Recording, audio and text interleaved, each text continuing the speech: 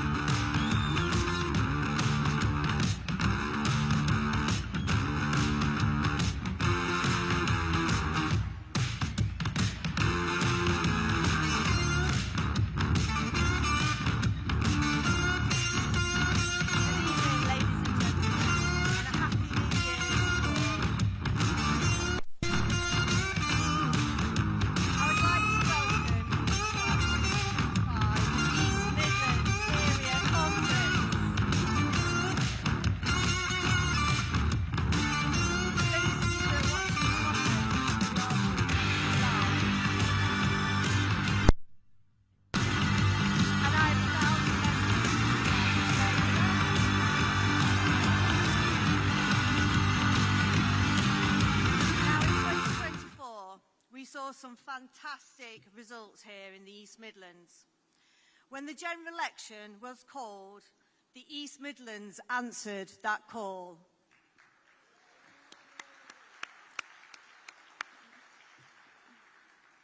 We stood a candidate in every single seat across the East Midlands. That was 47 candidates that stood up for change. They stood up for their communities and they stood up for Reform UK.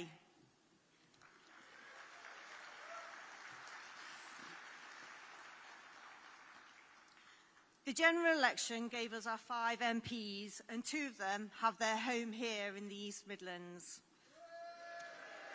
Yes. We have Richard Tice in Boston and Skegness. And Lee Anderson was re-elected in Ashfield.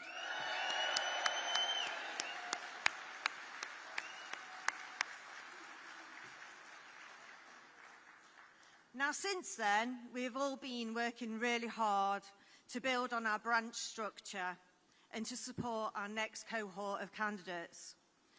Conference, let's say a huge thank you to my team, who have worked very hard to set up and develop our branches. Now, I would like to ask all my branch chairs and officials to please stand up.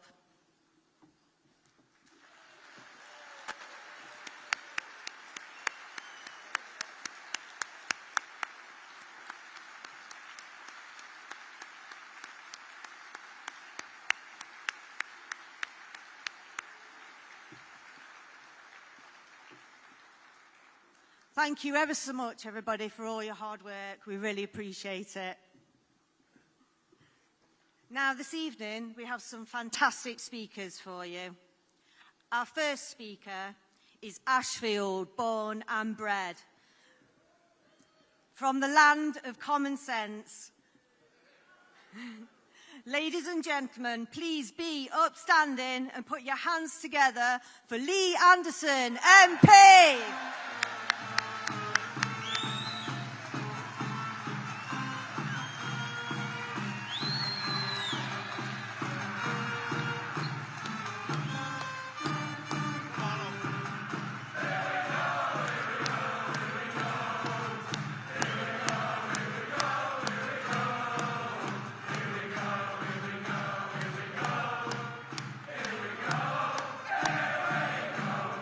Okay, enough of that.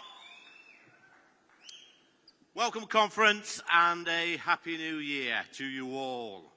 It is indeed a pleasure to stand here tonight, and a massive thank you to all of you for giving up your time and driving to Leicester, giving up your Friday night. So, massive thank you from the bottom of my heart. Thank you, guys. Look. Happy New Year. And what a new year we've got to look forward to. I've made a New Year's resolution, and that's to be on next year's honours list.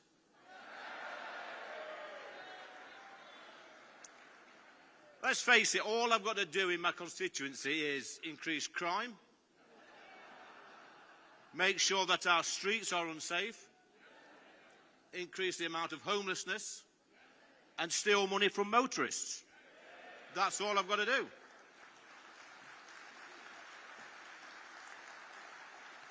Oh, by the way, a massive congratulations to Mayor Khan for being knighted this week. Give him a clap, yeah?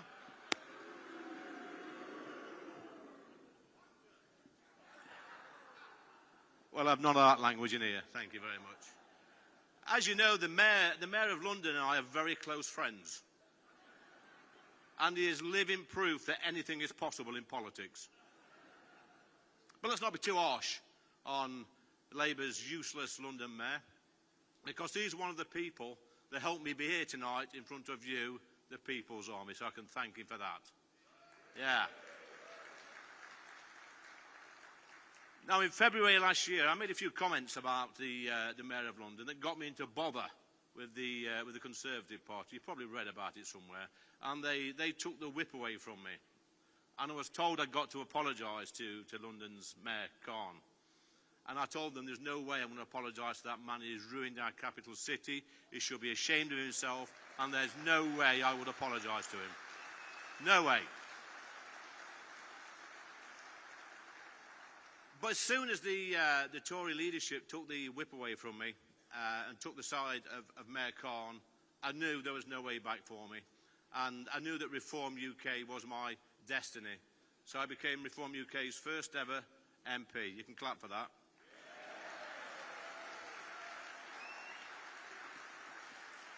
I never envisaged a career in politics. I never thought I'd be a Member of Parliament. Yet in the space of just a few years, I've gone from being Deputy Chairman of the Conservative Party to an MP for Reform UK, and I feel incredibly proud. And actually, for the first time in my brief political career, I feel truly at home with you, the People's Army. So thank you for that.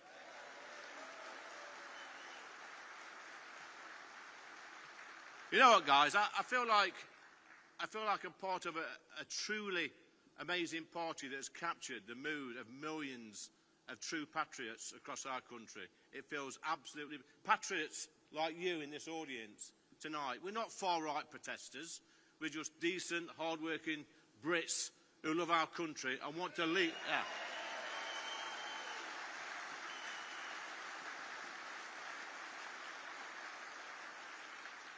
We're just decent, hard-working Brits that want to leave our country in a better state than when we arrived. There's nothing wrong with that.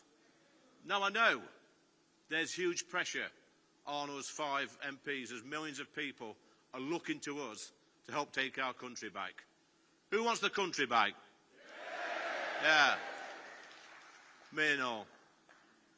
This is a battle we must win for the heart and soul of our great country. I love my country, and so does Reform UK, which is why we will never apologise for our history, our heritage and our culture. Yeah?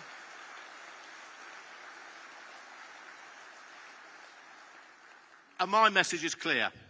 If you do not want to embrace our way of life, our history, our heritage, our culture, and respect our laws, then clear off.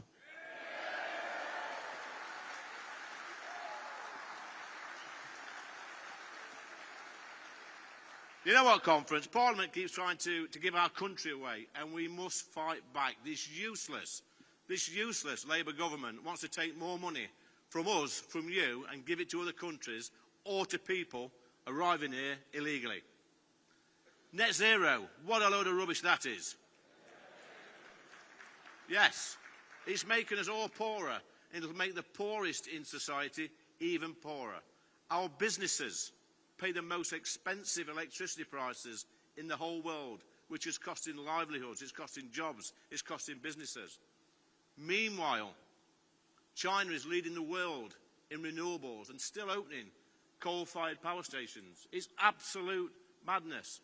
In this country, we're closing coal-fired blast furnaces so we can no longer produce virgin steel. It's utter madness. This government, Parliament, is quite happy for us to import steel goods made by fossil fuels from all around the world. The hypocrisy conference is absolutely staggering, and it will bankrupt our country unless we stop this madness.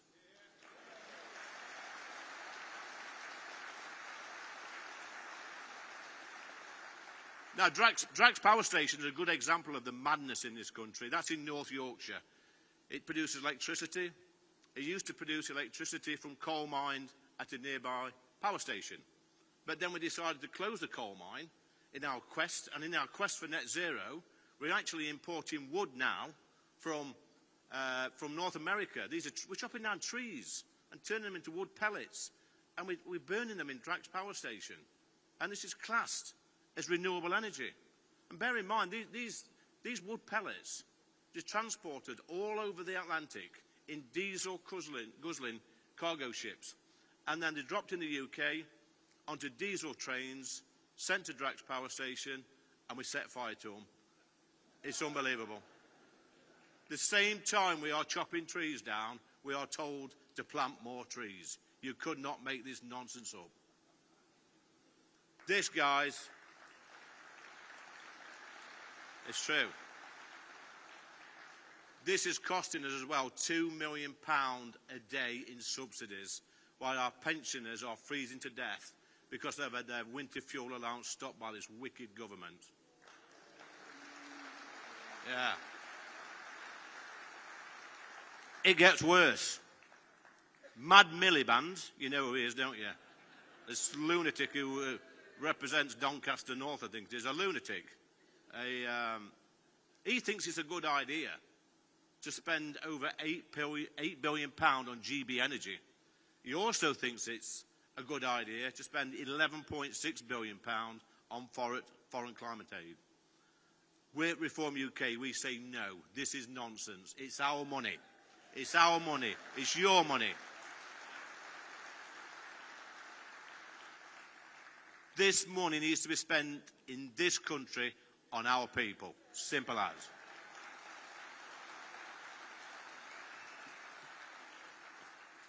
Illegal migration has spiralled out of control. Over 150,000 illegal migrants have entered our country over the past few years, and most of them are young men.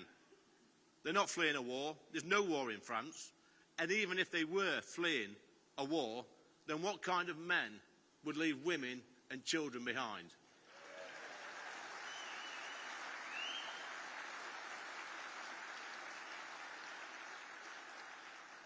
I do not want these people, these migrants, in my country. And only Reform UK will end this madness. Yes. Well, look, this useless Labour government are doing the impossible. They're actually making things worse. They really are. Look who we've got running the country at the moment. Free Gear Kia. Or Never Hear Kia. We've got Rachel from Accounts. We know her, don't we? Angela Rayner, the no-brainer. We've got Mad Miliband, that net zero fanatic. And let's not forget our very own mastermind, David Lammy.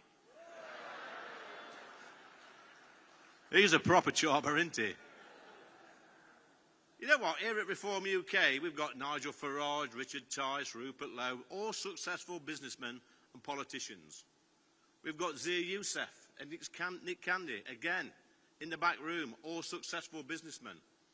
We've also got now Elon Musk and President...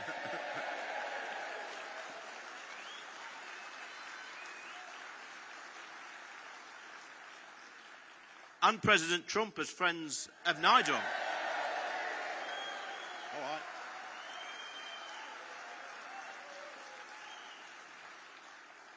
But who do Labour have speaking out for them?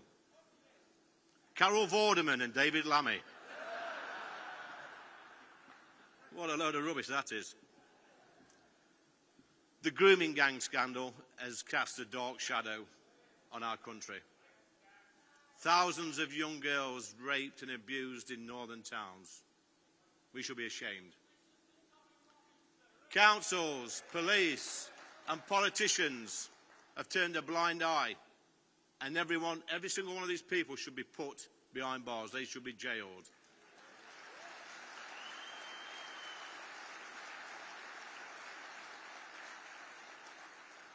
Just this week, Labour's... Look, are you going to shut up or just go out? Do you want to come up here and speak? Do you want to come up? Just this week, Labour's Jess Phillips has said no to a public inquiry into child sex abuse in Oldham. And you must ask yourself the question, why? But I think we all know the reason why. It's the same reason the councils, police, social services and politicians have turned a blind eye in the past. Think about it, guys. Young, vulnerable girls from broken homes abused by gangs of men, and Labour refused to hold a public inquiry. They should hang their heads in shame.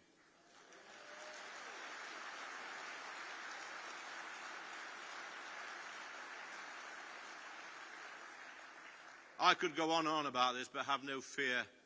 The Reform UK Rescue Party are here. But let's cast our minds back. Let's cast our minds back to 12 months ago. We had less than 15,000 members, polling around 10%, no money and no MPs. In just 12 months, we've completely turned this around. We now have 165,000 members.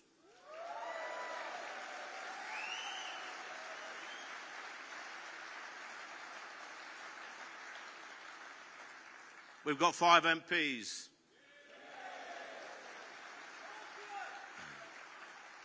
We've got money in the bank.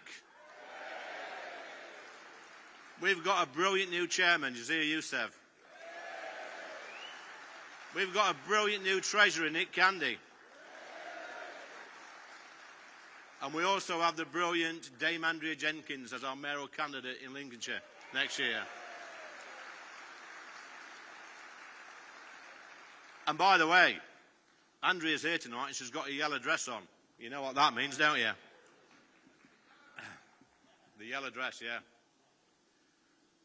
We've also got over 1,000 fully vetted candidates for this year's council elections in May. Absolutely phenomenal. And that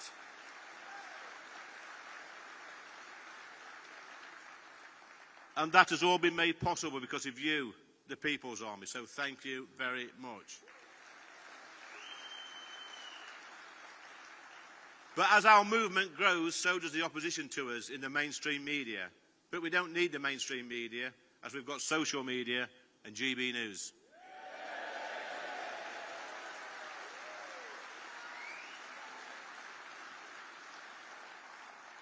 You'll know, if anybody turned up to the national conference in Birmingham last year, many of you would have saw that I ripped up my TV licence, the reminder on stage. Yeah. Have you got one? Well, I've got news for you guys. The bully boys at the BBC have turned up once again. But this time, it's a red letter. It's a red one.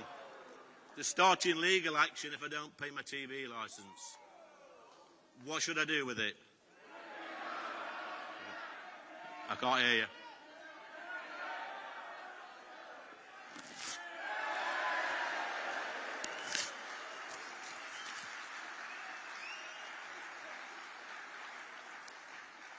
Let me tell you this, conference. I hope nobody's filming this. I'm not paying one single penny to pay for the pension of perverts like you, Edwards. How's that grab you?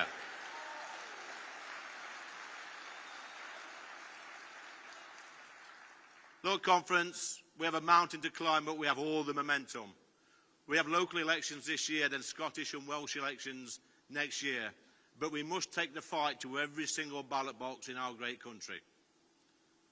We, the People's Army, can do this, but we must stick together.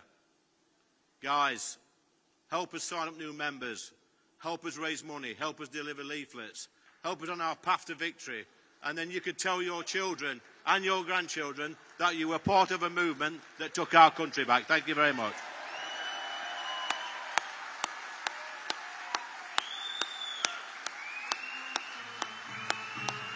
Come on.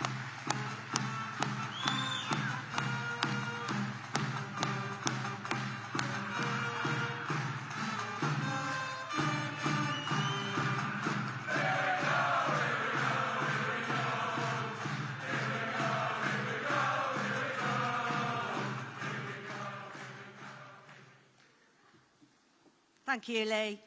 Ladies and gentlemen, I'd like to introduce you to our next speaker. He's been a town councillor for over 21 years. He was originally the leader of Mansfield Independents, and they took that decision to move over to Reform UK.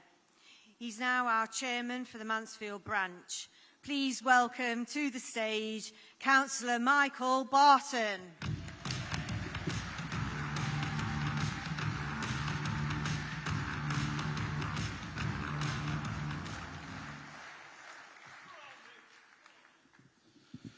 Thank you, everyone. I hope you don't think I'm going to do a Lee Anderson. I used to work with him at Welbeck, but I'm not as good as Lee. But anyway, I've been asked to talk about my story tonight. That's not too loud, is it? That's right. As I've just said, my name's Mick Barton. I'm the Mansfield Branch Chairman of Reform UK. It's a pleasure to have been asked to share my political story so far. I've been a councillor for 22 years now. I was born and bred in Mansfield. Thank you. I was born and bred in Mansfield, and on leaving school I went to work at Mansfield Colliery, where I did my coalface training and moved on to the coalface within a couple of years. I stayed there until it closed in '88 and then moved on to Welbeck. I worked with some brilliant lads over the years, including Lee, and they gave me the grounding and hard work attitude I've still got with me today, that I still use, and all the people that work for me, obviously I try and implement that onto them. I've worked with some brilliant people over the years and in the political world as well. But anyway, after the leaving the pit, I went into the classic car trade, worked in that for 10 years, and then I went self-employed, which I'm still in the same industry today. I also ran a local football team for over 20 years, player, coach, manager, kit washer, you name it, and we had many successes. I'm also heavily involved in the Royal British Legion in Forest Town, where I'm a councillor, and I've been elected the vice chair there as well. My political journey started in 2002, when myself and a group of like-minded businessmen and women decided Mansfield needed a change politically. As the same Labour leader had been in group, and the Labour chairman, as it was then, had been in charge for 30 years, we began the Mansfield Independent Group. We collected 10,000 signatures to initiate a referendum and change the system at Mansfield District Council to an executive mayor set-up. We won the referendum and also the mayoral election after that. A year later, we ended 30 years of Labour control by taking full control of the council.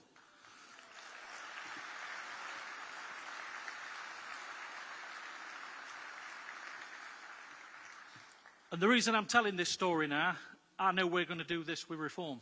This were a local group of people from a town, and that's why we're all like-minded people here tonight. I know we're going to do the same thing.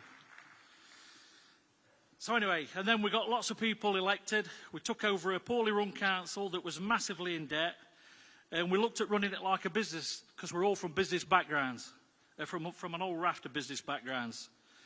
We looked at what was necessary, and it had a subsidised bar, it had a mayor's limousine. We got rid of all that. As I say, we run it like a business. In the 4 years before we got in, from 1999 to 2003, the Labour Council then put up the council tax an cumulative 54.21%. They probably took 26% in 1 year. So we obviously promised when we got in we were going to bring council tax down to a minimum, or as minimum as we could. In our first 4 years, we only put it up 10% over 4 years. So anyway, and then we took it from a poor-run council to a well-run council. That was official. In 2007, we won the mayoral seat again with an even larger majority, and I became chairman of licensing. And in these 4 years, we started building new council houses, which had never been heard of back then, and I still don't think it's been heard of now. We brought in over £90 million worth of investments, and in 2011 I became portfolio holder on the Cabinet. We regained the mayoral seat again and carried on forward the regeneration work and introduced an investment strategy which brought in millions of pounds that's still bringing money in today for the council. In 2015 we sealed the executive mayor's seat again for the 4th time with a majority, and I became deputy mayor. In the 16 years we're in control, we made 10 manifesto promises. We always managed at least 8 of those in all the times we came back into control, and I think that's why we got back in.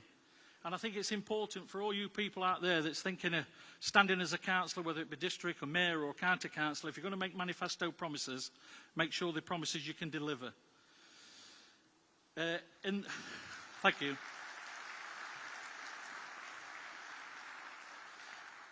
Lee ought to teach me how to pause. I ought to wait for that. I'm not used to this. I'm sorry. Bear with me. In the 16 years we was in charge, we actually delivered a 0% council tax. Out of the 16 years, we delivered it for 9 years consecutively. But we still delivered all the services, so it can be done. In 2019, we lost the mayoral vote by just 2 votes. And I mean, that was heart-wrenching because a couple of independents left our group and stood against the mayor. But anyway, that's history now.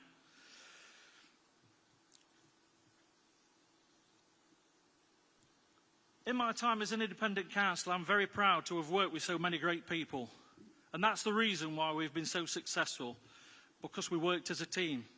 That's why tonight I've used we in my speech more than I.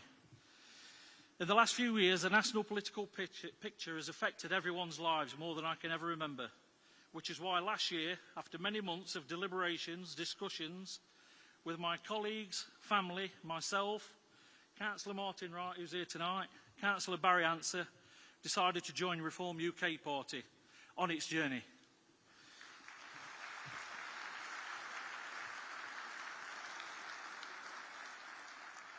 Thank you, I'm learning. Since becoming a Reform member, I was elected Vice Chair of the local Mansfield branch, and now I've been made Chair of the Mansfield branch, where our group is growing week by week and support we've never had before, not in my political time. It's been amazing, to be honest. I'm very excited about the future, and we all have Reform UK, and I'm sure this country, the regions, the districts will benefit greatly when more members are elected in any election. We need to stay close as a group, be passionate about what we do, and believe we can make big changes, and remember not to make any promises we can't deliver.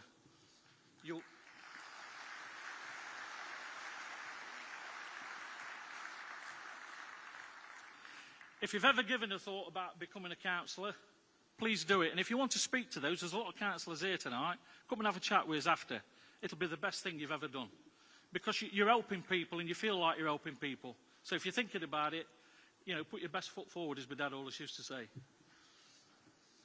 I believe that sorry, I've read that bit. I believe that Reform UK will lead this country into a brighter future for decades to come, after being very poorly led by the so-called 2 main parties.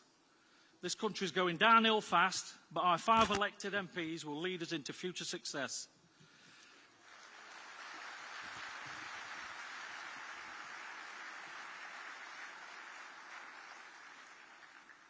We all have the same values in this room, I'm sure. Family, community and country.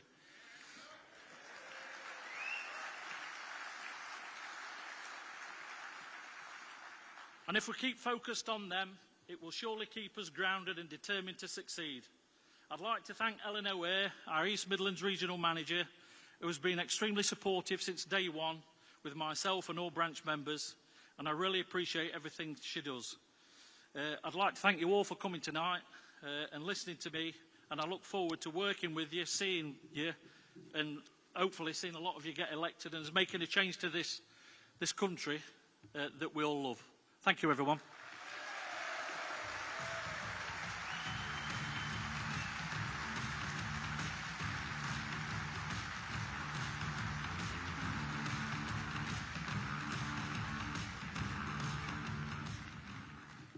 Thanks, Mick.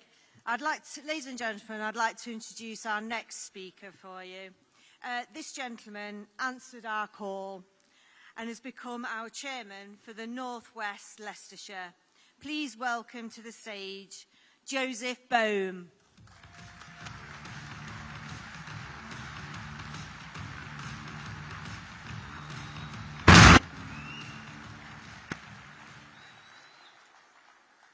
Good evening and Happy New Year, everyone. There isn't a political party whose core values align with mine more than Reform UK.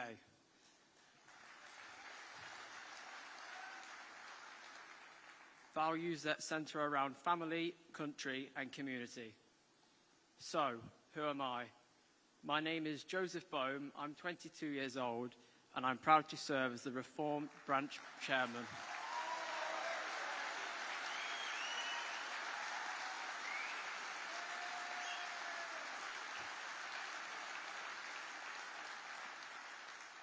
For North West Leicestershire. Just a few weeks ago, on the 10th of December, I was about to chair my very first meeting to get the North West Leicestershire branch up and running. Until this point, I'd never chaired a single meeting before, let alone anything close to that, and I'd certainly never spoken in front of 20 people all at once. I remember feeling just a little nervous, knowing that everyone would be looking to me to lead the meeting.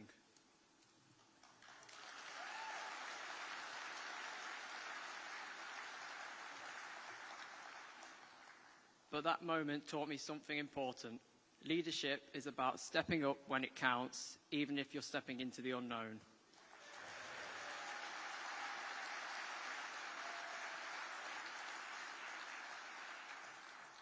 Luckily for me, it seems I did a good job at chairing my first meeting, and my branch is now moving forward at a good pace, ready to put up a fight at the county elections in May.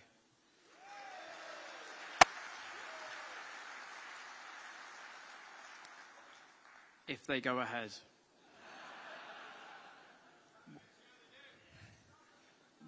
One thing I've always told myself is that the best way to get good at something is to just do it. You could prepare all you want, but until you're in the moment, taking action, that's when you really learn and see progress.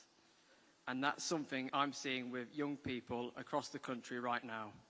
Many are realizing that if they don't step up and take action, the future they want won't happen.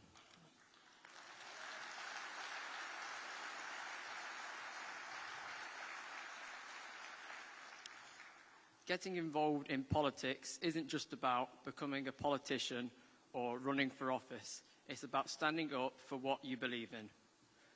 Whether it's campaigning for a cause, joining a local branch, or simply staying informed and voting, every action makes a difference.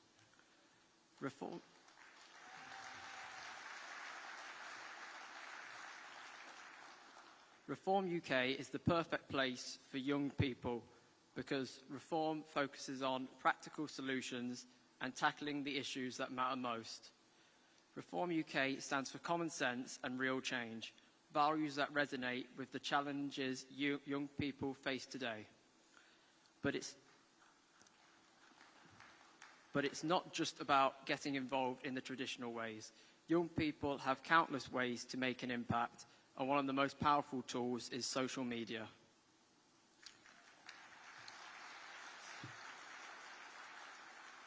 Whether it's sharing information about reform, joining online discussions, or amplifying messages that promote the change we want to see. Social media allows young people to raise awareness and connect over shared values.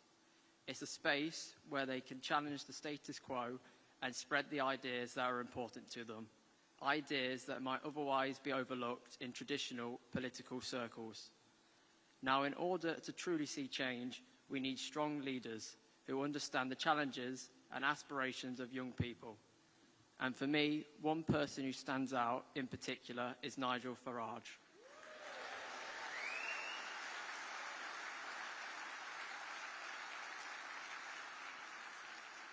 He is not only a leader who challenges the political establishment, but he embodies the values of accountability, fairness and common sense that young people are looking for in today's political landscape.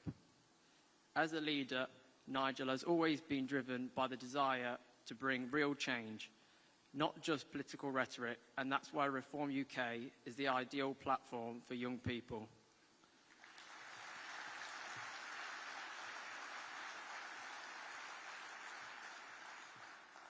It's a party that listens to the issues that matter most to us, issues that affect our generation in a real, tangible way. Reform UK is the home of the next generation, and this is why both Labour and the Tories are downright terrified.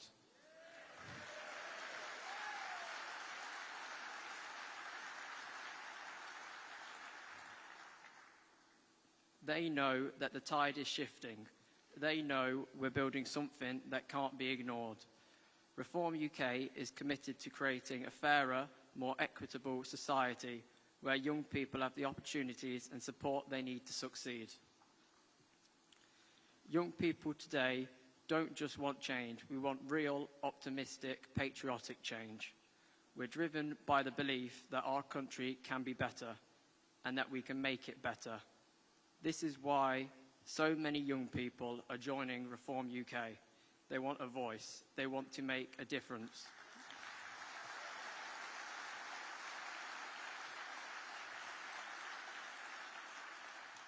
And they want to build a future they can be proud of. While young people are a growing force in reform, it's important to recognise that this movement isn't exclusive to any one age. Reform has managed to unite people from all walks of life under a shared vision for the future. What makes Reform so unique is its ability to bring together the wisdom and experience of older generations with the passion and drive of younger ones.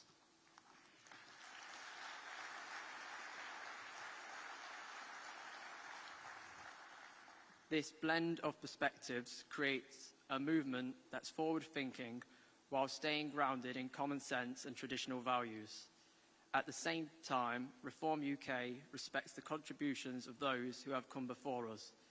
This isn't just about tearing down the old, it's about building on strong foundations to create something better. That's why Reform UK is not just the home of the next generation, it's the home of every generation committed to real change.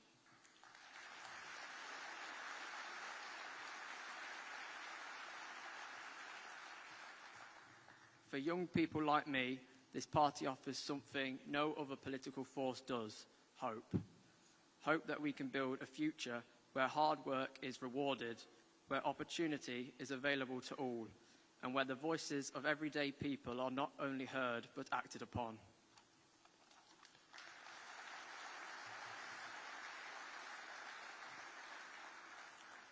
We're united by the vision to make Nigel Farage our Prime Minister.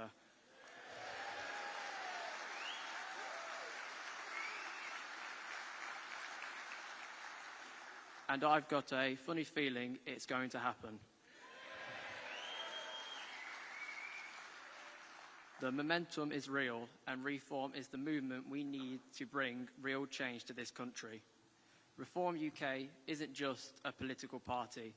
It's a movement for those who believe in rebuilding the values that make our country strong. But this movement is nothing without people behind it. Every single person in this room has the potential to make a difference. Whether it's through volunteering, campaigning, spreading the message online, or simply casting your vote, your actions matter. We all know the road ahead won't be easy. There will be challenges, skepticism, resistance, and even attempts to dismiss us.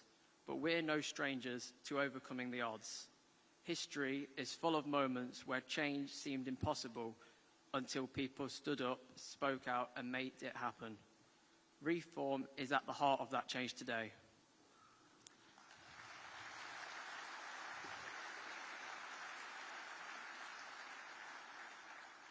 For me, the vision is clear: a future where common sense and integrity guide our politics, where families and communities thrive, and where the opportunities of tomorrow are built on the hard work of today. So before I finish, my message to you all is simple. The best time to get involved was yesterday. The second best time is now. So as we start 2025, let's commit to making this the year we step up together for real change.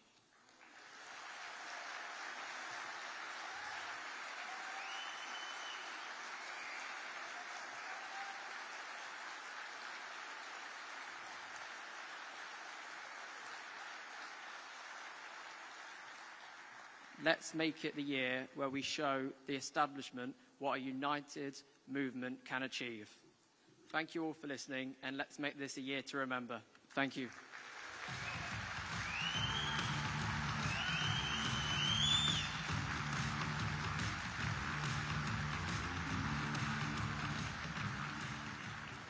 Well done, Joseph. Thank you. Our next guest speaker is our county organiser for Leicestershire. And please welcome, he was our general election candidate as well. Sorry, Andy. Please welcome to the stage, Andy McWilliams.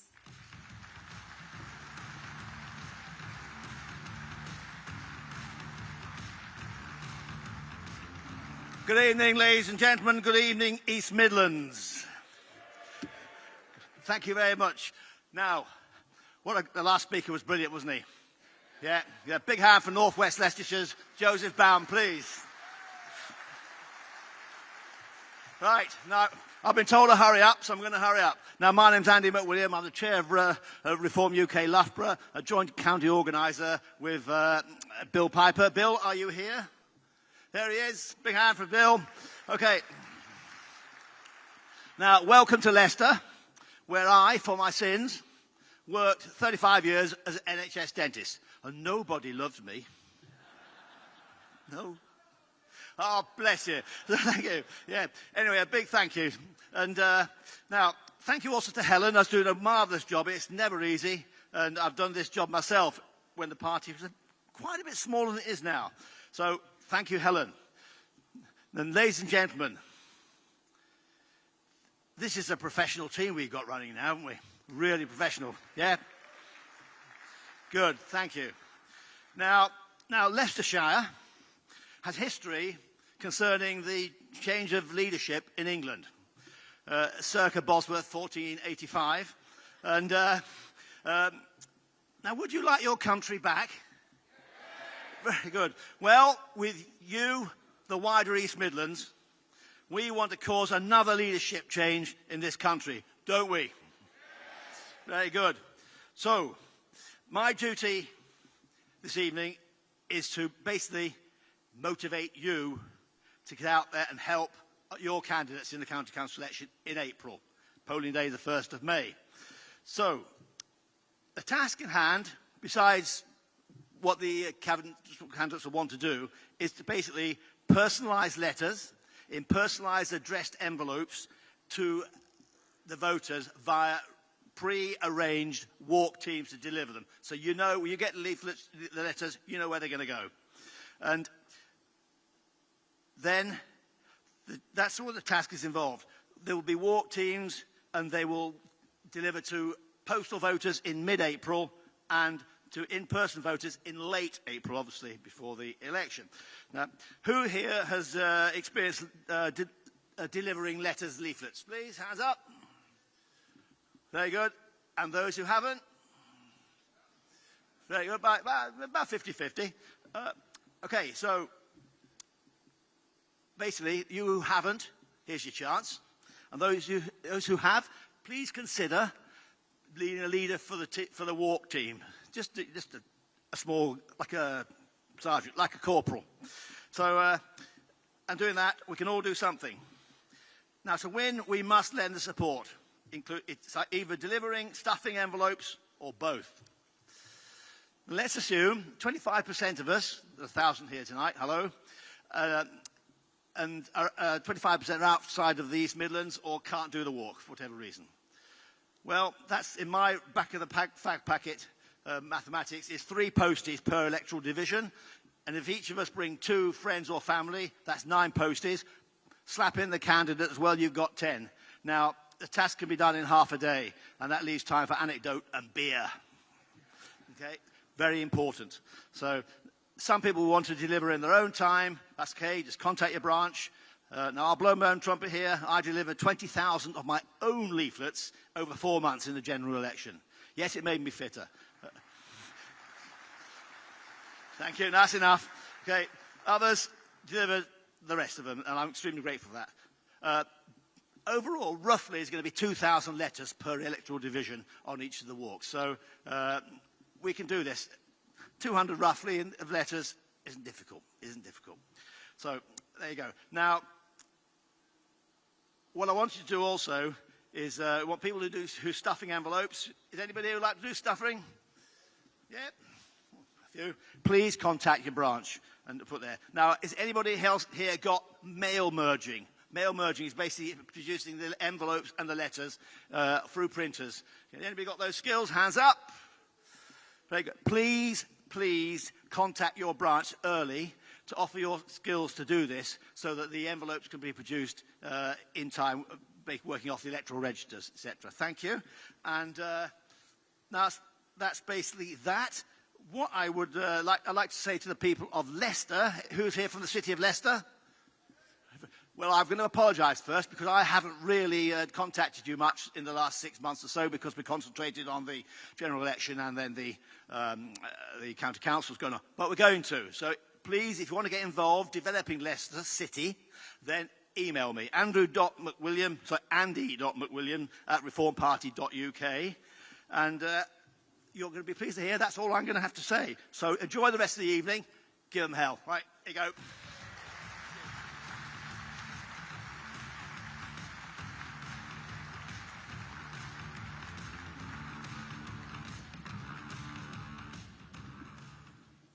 Ladies and gentlemen, our next speaker is a Derby councillor and was our first mayor for Reform UK. Please welcome to the stage Councillor Alan Graves.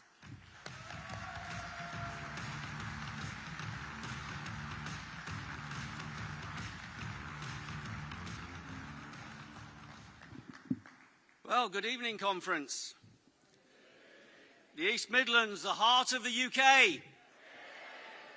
Happy New Year to you all. It's great to see so many of you here. And contrary to what the opposition parties say, we are not a version of the Conservative Party. We are reform that attracts people that want to see common sense applied to our politics, to our government and to our country.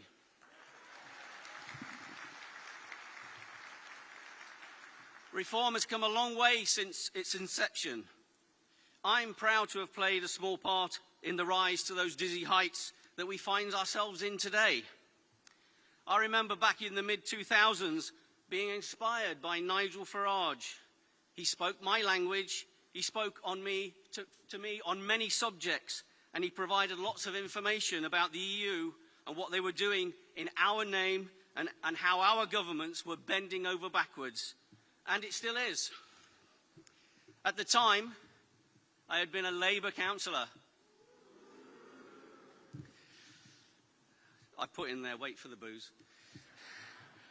For more than a decade, and I had become disillusioned by the direction of the Labour Party. There's nothing new there.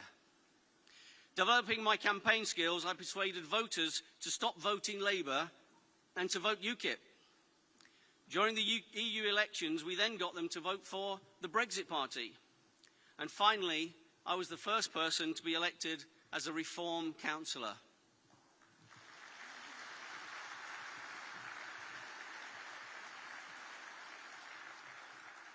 And as Helen's already said, last year I became the first Reform mayor in the country.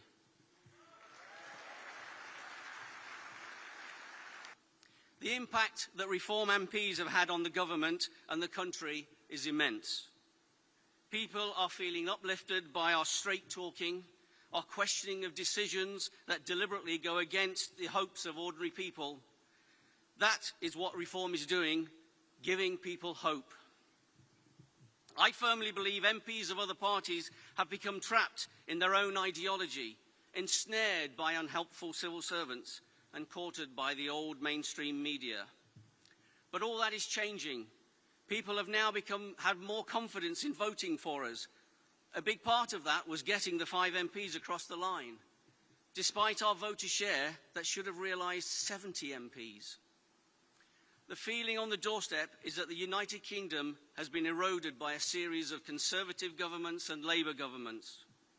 People have been let down year after year after year. Well, the country is ripe for some real positivity and general common sense. People need something to look forward to believe in and to hope for. And Reform offers that in bucket loads.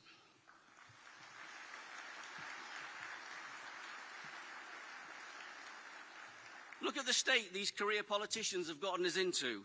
Poor roads, an NHS that simply isn't working well, social services crushed under the weight of expectant users, police forces that have lost the ability to police effectively, crime that goes unpunished, inconsiderate driving and parking that no one is tackling, and the endless slovenly people that toss out their litter on our streets, and the list goes on. I believe another one of our big issues of the day is our dirty water. Our once beautiful beaches, our seas, our rivers, our waterways. Big business just do not care how they make their money, including our water authorities. My wife and I have just come back from New Zealand, and it was so nice to see clean water all around their islands. Clean water in their rivers, clean water enough to drink from it. In fact, one place we stayed at, the drinking water supply was direct from the local stream. Why have we allowed our country to become such a dirty place? Who decided it was okay to pump raw sewage and toxic substances into our water? Ordinary people are fed up of it, and so should our MPs. In my ward, the River Derwent runs through it, and we have a place called Pebble Beach. It was a place where people, mainly children, played in the water, having fun. Now if you go in, you have to wade through lumpy toilet waste. It's absolutely disgusting. I read this week that someone believes that this has come about because of Brexit. What a load of poppycock. Their reasoning is that the EU monitored our waterways and fined anyone that breached their regulations. Brexit is not the cause. The cause is the inaction of the previous Conservative government and the new Labour government for not taking our sovereignty seriously enough. Our government has had the power to make our own rules and regulations up since 2016. Duh, that's their job.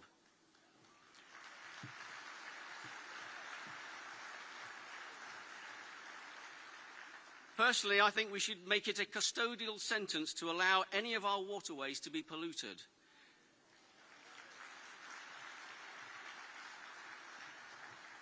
Now, fines are merely part of any risk and business strategy. They take it into account. However, if CEOs and those in charge were incarcerated, those risks would be taken far more seriously.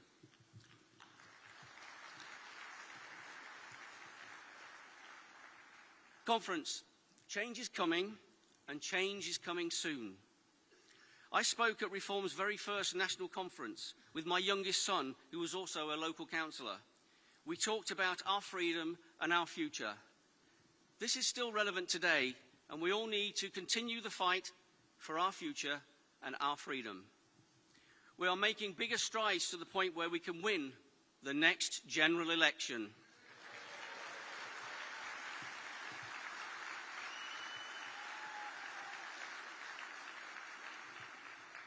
That date is a long way off, but we need your help now to help with the success of the party. We need more councillors, and we need to fill as many seats on every ballot paper across the country with a Reform candidate. It is important to start taking over councils and introducing common sense into local politics, which in turn will help us to take more MPs to introduce common sense into Westminster.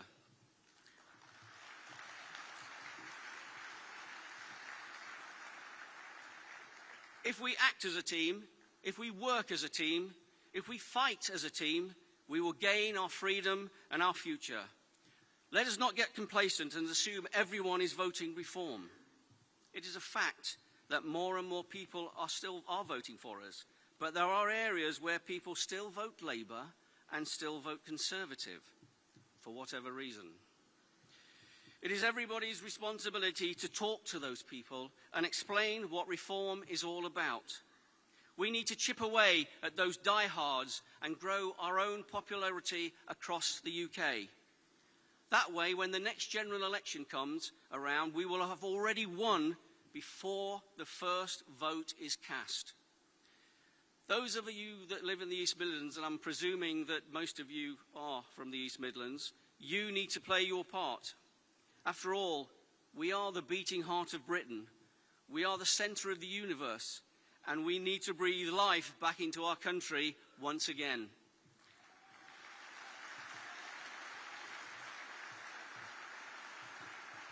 So, I'd just like to ask you, are you with us? Yeah. Great. Let's get our freedom and future back. Thank you very much.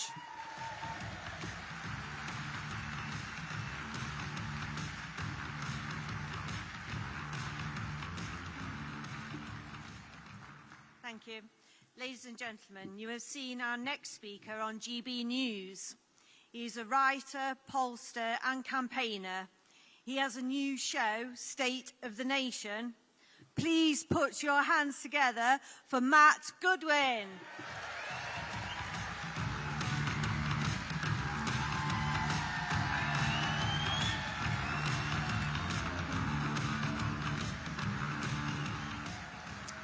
Good evening. Good evening, conference.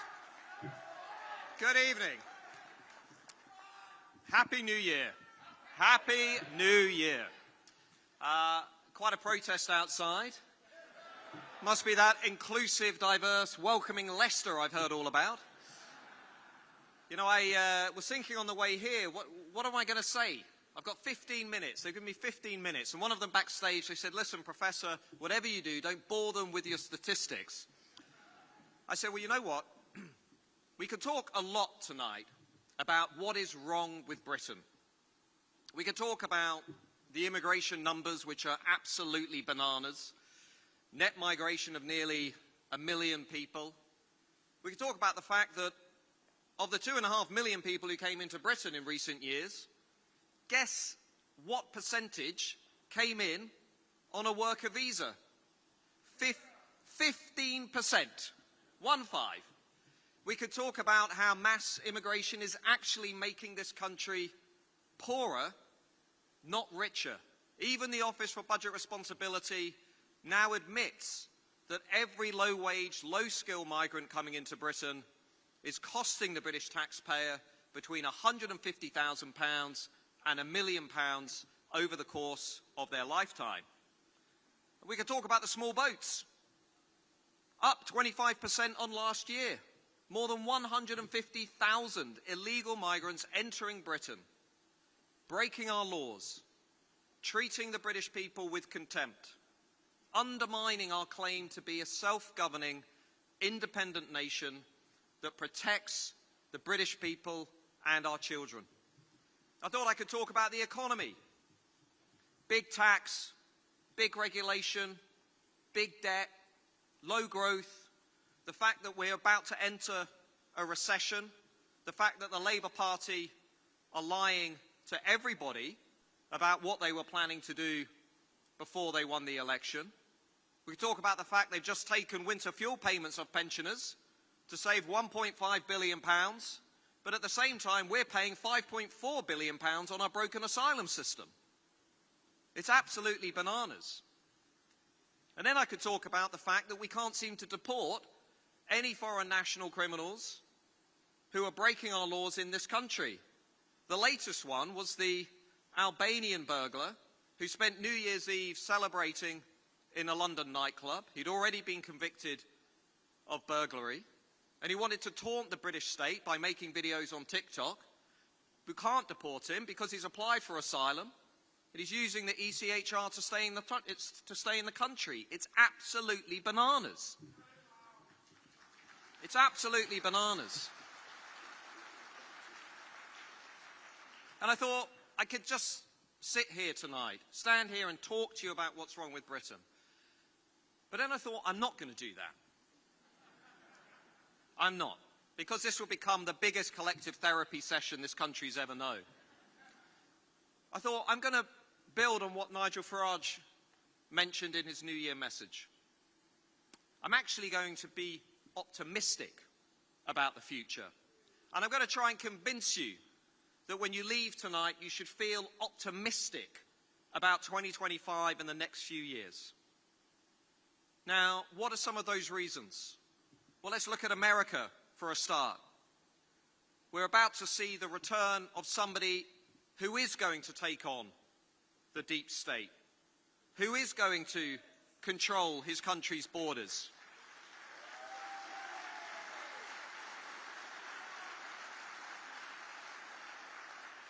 Who is going to bring down immigration? Who is going to tackle woke ideology?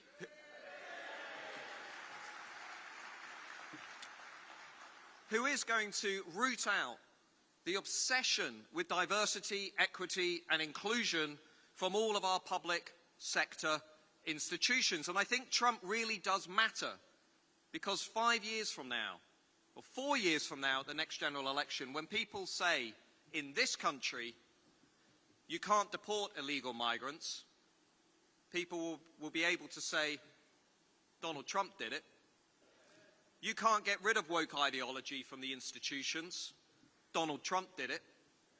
You can't stop teaching our children that little boys can become little girls and little girls can become little boys. Donald Trump did it. You can't take on the deep state. You can't replace the managerial class. Donald Trump did it. There's going to be a really important watershed moment in Western politics. And look across Europe. The mood is exactly the same. Millions of people rallying behind anti-establishment political parties that are saying enough is enough.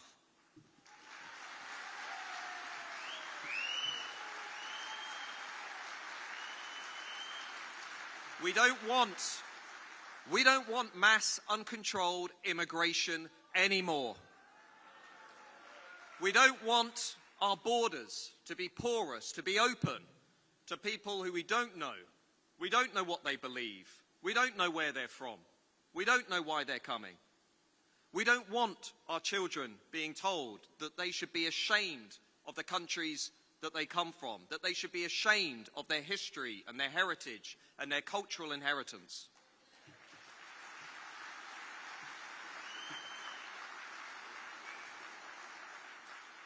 And you can see it here too. Let's be honest. You can feel the energy. Energy never lies. There is something happening out there in this country. You can feel it. That's why we're here tonight. That's why we're here. This party polled 14% at the general election a little over 5 months ago.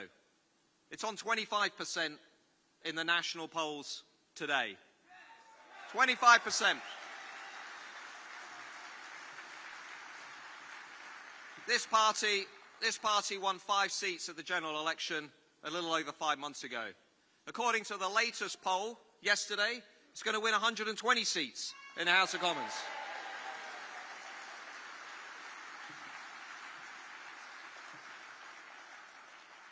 Because something is happening out there. And to people who say, well, the idea that Nigel Farage might become Prime Minister, the idea that reform could win the next general election is for the birds. I'm here to tell you, I don't think it is. I don't think it is. We've just gone in 5 years from a big Conservative majority to a big Labour majority. That tells you something. It tells you that the people out there are restless. They're not tribally loyal to the old parties anymore. They're looking for change. They're looking for a revolution to join. They want to take on this system. They want somebody to address the problems that they are having to deal with day by day, but the elite class in this society never has to deal with the consequences of.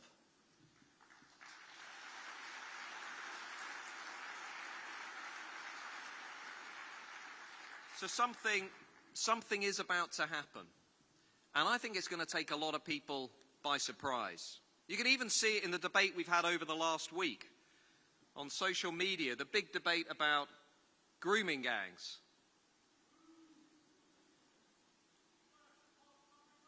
I just call them the rape gangs. And I was looking at legacy media journalists, some of whom are in the room today, complaining about Elon Musk talking about this issue. I have a message for the legacy media. If you'd been doing your job, if you'd been pursuing truth, if you'd been looking at what is happening in this country, we wouldn't need Elon Musk to intervene.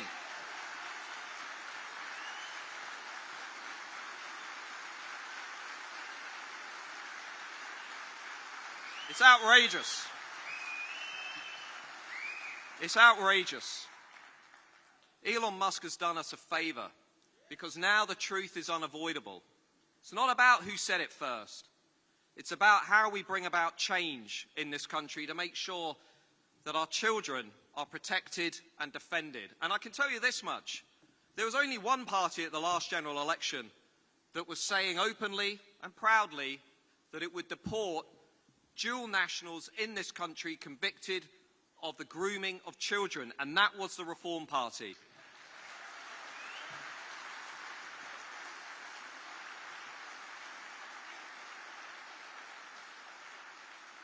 I'm just going to say it as it is. If you rape our kids and you've got dual nationality, you should be thrown out of our country.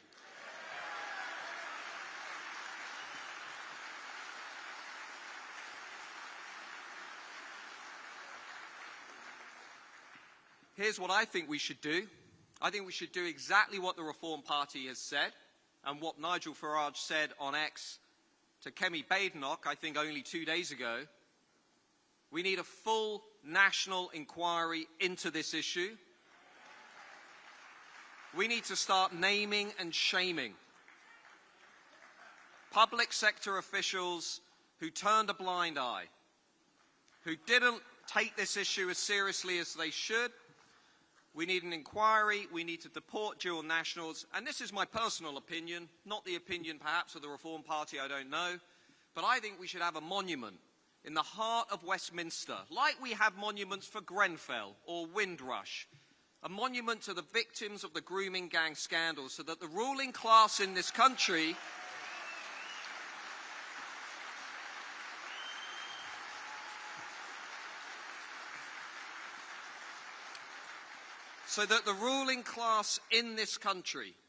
the people in the corridors of power, forever have to be reminded of their failure, their consistent failure to protect and defend our children.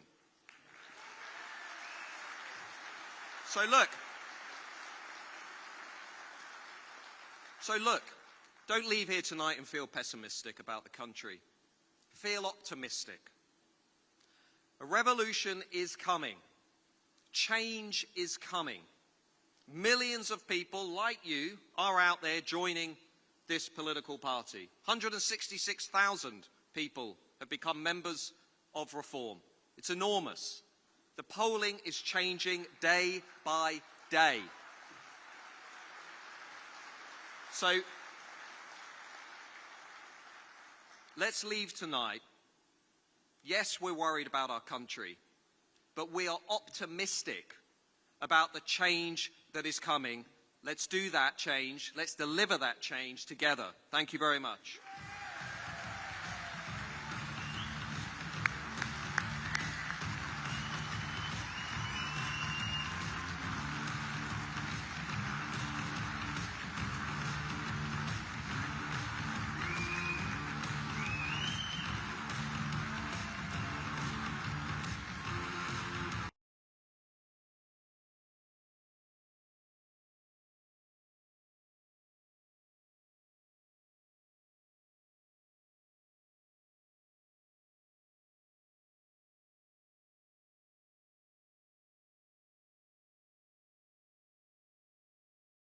together and welcome Dame Andrea Jenkins.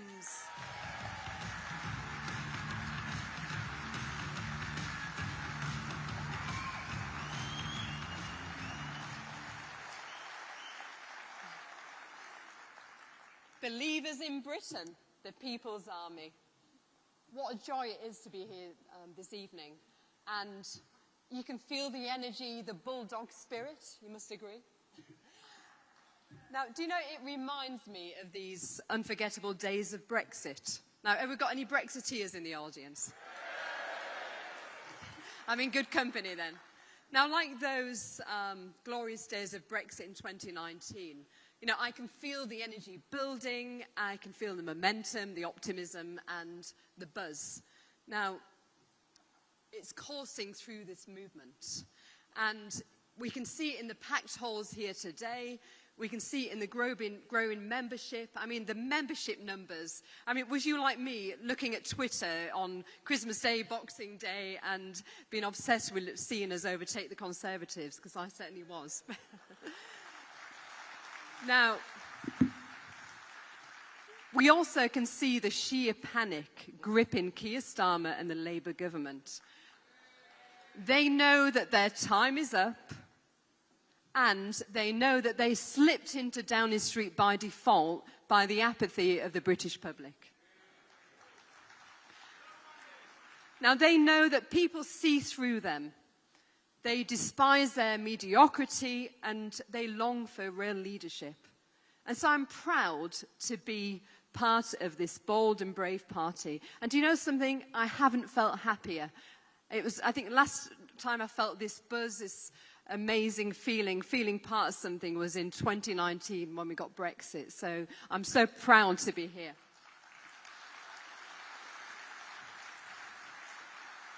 Now, I'm proud to stand with you, and I'm proud to hold Labour to account every single day.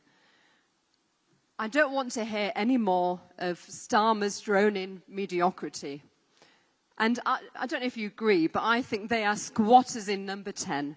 And the sooner we kick them out, the better.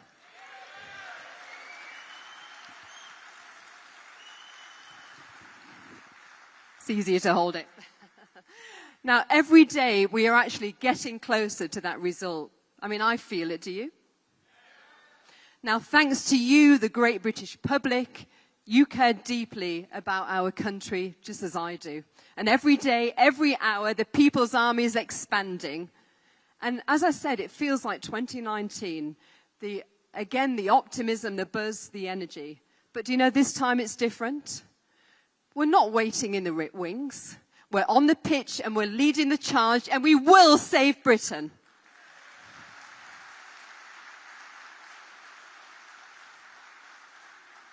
Now, these elections in May are a great opportunity to send a message to both the Labour Party and the Conservative Party that they have let Britain down. And I'm saying that as my old party, actually.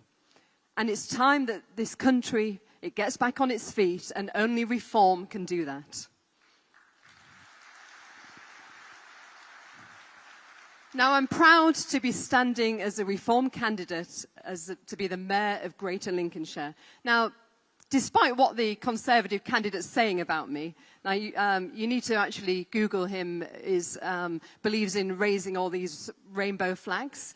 The only flag I want to see is raised is the British flag, the Union flag.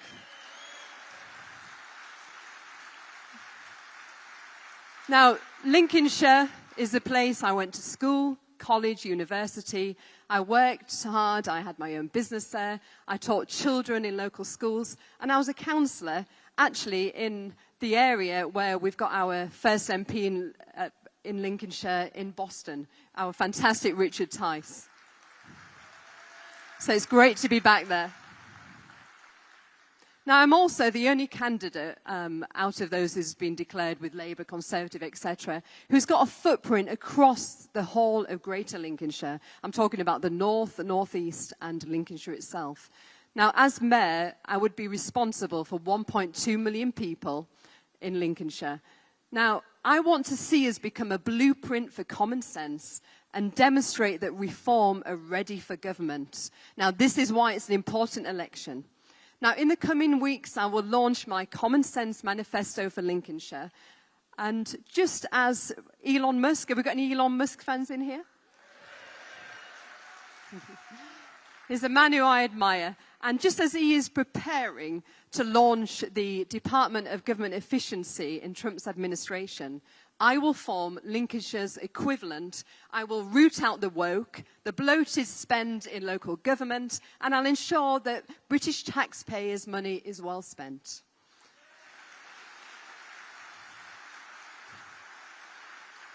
Now, I don't know if you agree with me, but I say no to spending your hard-earned cash on diversity officers. Yes to filling our potholes and investing in infrastructure. I say no to Miliband bankrupting Britain with his net zero madness. I say no to Lincolnshire being a dumping ground for pylons. And I say yes to energy security and food security and investing in our robust flood defences in Lincolnshire. And I say no to a quarter of social housing going to migrants as it does in Boston. That's a quarter. And yes to addressing the needs of local residents whilst ensuring fairness. We should be putting our veterans into these houses. Now, Lincolnshire needs a government that works for them, not against them. It's your money. It's taxpayers' money, and we must never, ever forget that. Now, that means cutting waste, streamlining bureaucracy, and focusing on what works. Now, I will bring common sense back to our country's energy policy, prioritising our people and our industries. Now, Lincolnshire needs a mayor who will not just trot out the party line. Now, for those of you who know me, I do not trot out the party line. I called for 2 prime ministers to resign when I was a Conservative Party member. Don't worry, I won't do that with Nigel. I think he's great. Now, we need a mayor who will shake things up, who will be bold, and actually, metaphorically, blow the doors off the cushy status quo.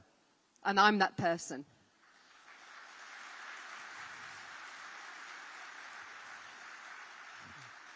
Now, to the people of Greater Lincolnshire, I will fight for you.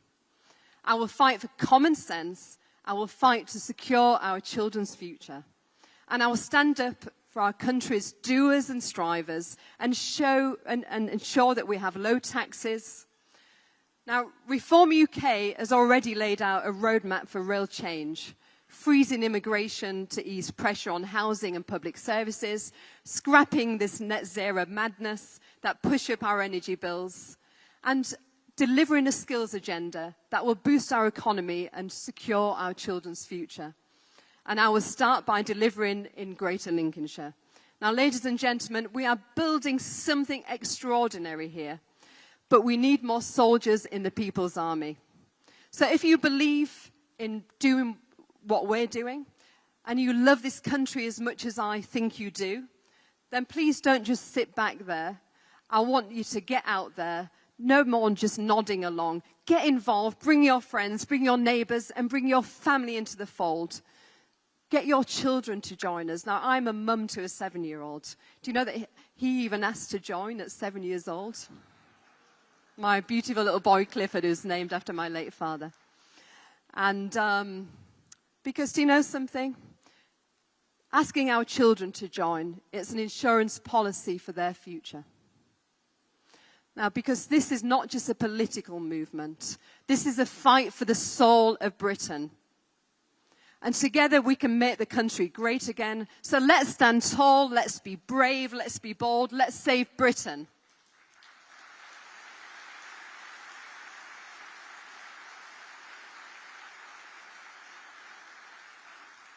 Let's stand up to these haters of Britain. Let's rise above that. Thank you, and may God bless Great Britain.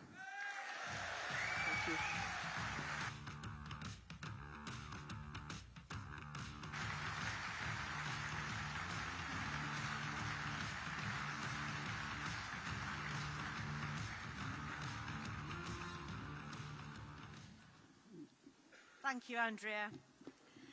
Next, I'd like to introduce a man whose hard work kept reform afloat as a viable vehicle for change, before graciously stepping down to become our deputy leader. He is the proud MP for Boston and Skegness. Ladies and gentlemen, please welcome to the stage Richard Tice, MP.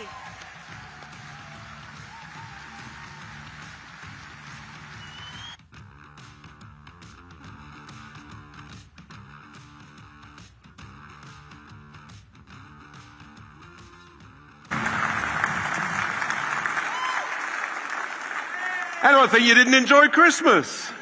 How are we all? Happy New Year! Happy New Year! Apart from the fastest growing political party, we're the happiest political party. I hope you had a fantastic, festive season. Not bad for myself. Got a new tie. What do you think? Woo! So, it's the party tie. Little paisley sort of theme to it. Don't worry. We're not going to be like the Premier League football teams, changing our tie every season. However, I've got a nice new tie also. Santa delivered. He delivered a nice new multicoloured mug for me. Very kind, Santa. Thank you. Now, on it, it says, this mug is for you, me, she, her, him, they, them, us. I don't know about anybody else. I'm just after me, myself, and I. Do we need this sort of pronoun stuff in our lives? It's a lovely mug. Anyway, New Year's resolutions. We're 3 days in. I'm just about intact. I promised myself that I would try and be a little more courteous to our opponents, a little less rude. I may have broken my resolution by the end of the speech. But I do need 2 carve-outs from this resolution for people I'm going to talk about later on. It was exactly a year ago, folks, exactly a year ago, that I launched a new word in the English language. Starmageddon. Do you remember it? And everyone said, no, Richard, come on, it's not going to be that bad. He's a nice sort of chap. It won't be too bad, and he's got that lovely Rachel looking after accounts. Everyone thought I was overstating it. I thought I was almost overstating it. It turns out that I was understating it. I mean, we've got Starmageddon on turbo rockets. It's like he's jumped on Elon Musk's Starlink Express up to space. He's a nightmare. He's an absolute nightmare, but he's not the only nightmare. Because we've got a whole new language, haven't we? We've now got Reeves-ageddon. I mean, she is literally a nightmare on Socialist Street. And I think you may even hopefully see on the screen there a picture. There she is. And there she is. It's like that picture from the film Nightmare on Elm Street. And she's got the scythe. And she's scything through our economy. She's scything through our jobs, scything through all of industry, scything through your wallets, taking your money. It's unbelievable what they've done to this economy. Do you remember when they said, they're still saying it, they're going to fix the foundations? They haven't fixed the foundations, they've sabotaged the foundations, ladies and gentlemen. They haven't created stability. Literally, since they came into power, the economy, basically, it's in the process of going south. The figures are out. There's no growth in the overall economy. Per person, we're getting a lot poorer, month in, month out. And I fear that this is just the beginning. And the markets also know it. You see, Labour banged on about Liz Truss and her mini-budget crashing the economy. Well, hang on. The price of 10-year government bonds when Liz Truss was around was 4.2%. At the beginning of October, when people still trusted Reeves-ageddon, it was down to 4%. It's now up at 4.6% and heading north. So the markets are worried too. She has created the blunder budget of all blunders. She's upset everybody. She's upset millions of pensioners up and down the country. She's upset the farmers who give us food security, including in my most fertile constituency of Boston and Skegness. She's upset small businesses, charities, GP surgeries. Anybody who employs anybody has now got extra bills because of Rachel Reeves. In my view, ladies and gentlemen, she is the most dangerous woman in Britain today.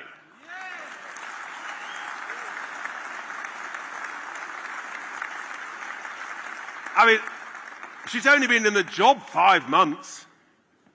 God knows where we'll be in another 5 or 12 months. But that's to come. She is in the process of destroying investment and growth in our economy.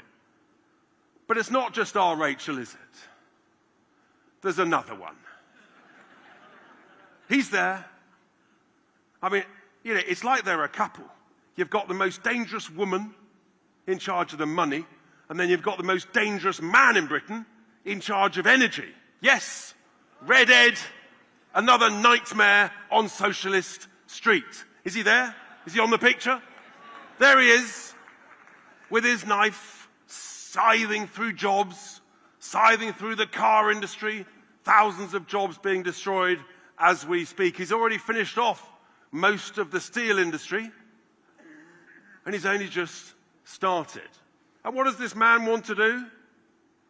He wants to carpet all of our glorious, beautiful countryside with 1 billion solar panels made in China. I mean, how stupid. They bang on about food security. How do you get more food if you cover it with solar panels that don't work when the sun's not shining, which regrettably is too often in our beloved nation? Oh, no, but that's not enough. No. No, he wants thousands of wind turbines to be put up on our beautiful countryside. And where are the wind turbines made? China. And if it's not China, then it's overseas. It might be Germany or wherever. What you get from this is, do you get the impression that the jobs are elsewhere? Do you get the impression that the money is going elsewhere? I checked just before I came on stage.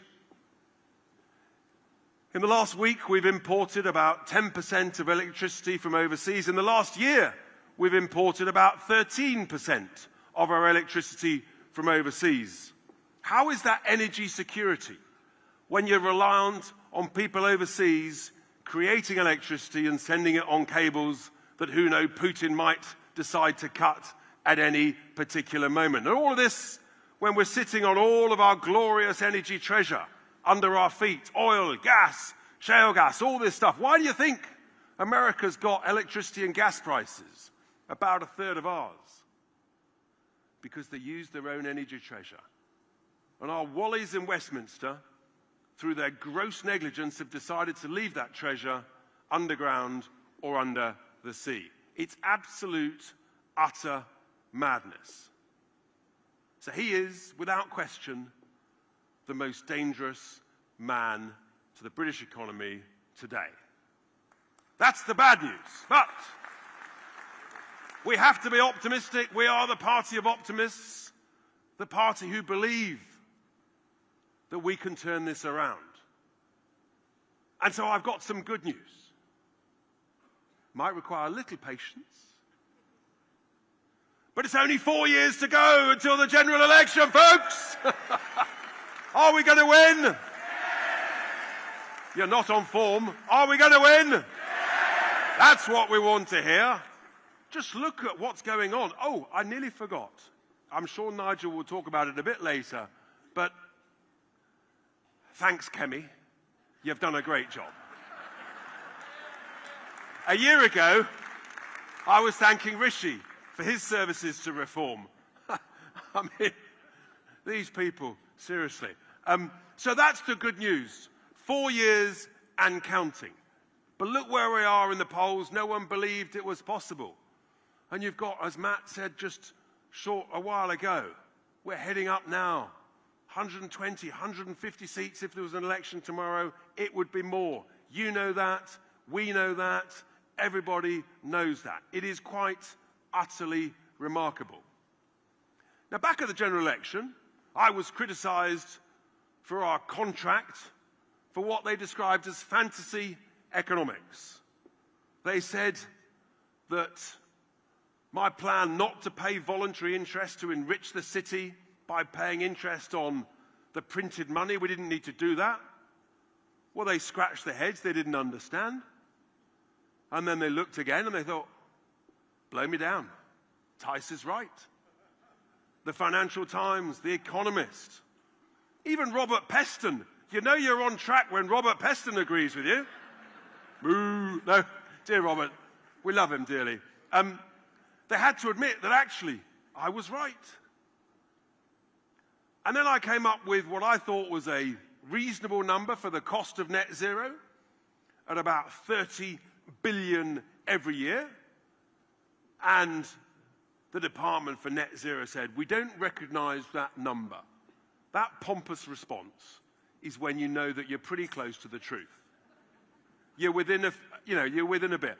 Now we learn from the National Grid that actually I was undercooking it. The National Grid have said it's 40 billion a year for the next 5 years. So all of a sudden, the fantasy economics don't look so stupid. And then we come to the other one. I said you could cut £5 in 100 off all council and public sector spending. And they said, no, you can't do that. There's no waste in the public sector. I'm sorry? Guess what Darren Jones, the Chief Secretary to the Treasury, did 3 weeks ago or so? He wrote to all the departments in the public sector saying, Tice is right. Please save £5 in 100. So actually, I mean, copying is a form of flattery, but we were bang on the money. And I've just got a couple of bits of evidence. I mean, having been elected, we've had wonderful whistleblowers. And if you know any more, please tell them to give us a call. Coming to us with examples of waste and abuse of our cash. And I just happen to have one here. It's from Department of Work and Pensions, Winter Fuel Payment Centre in Wolverhampton. It's entitled Winter Fuel Payment Claiming for Someone Who Has Died. Seriously.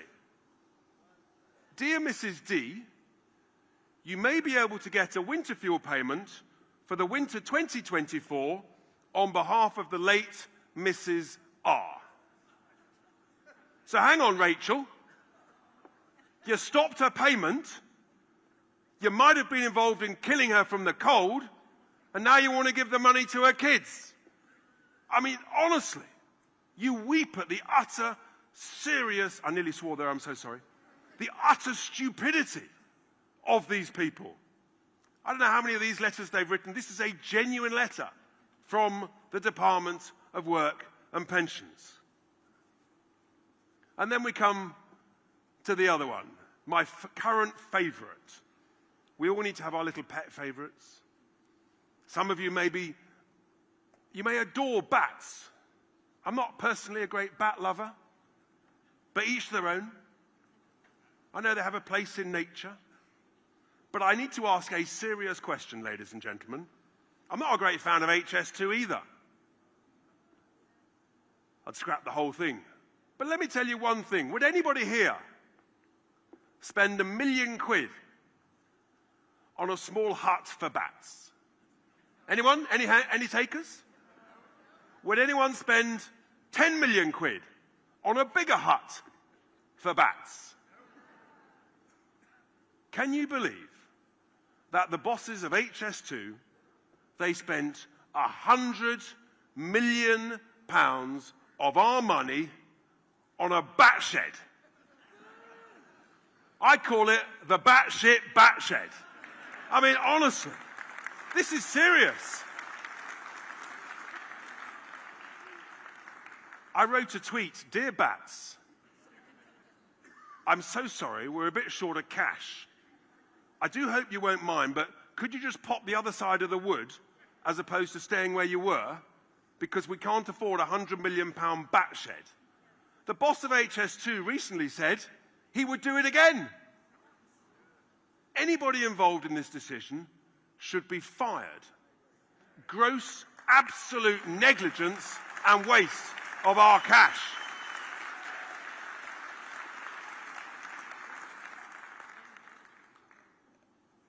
So what I concluded from these mad examples, and these are just the ones we're hearing about, but we're digging in, getting more information out about the waste. What I'm concluding is my £5 in 100 was a bit cautious. I think there's a lot more to go for. And I think you do too. We sense it wherever. The waste, the abuse, I'm afraid to say, ladies and gentlemen, the corruption. We know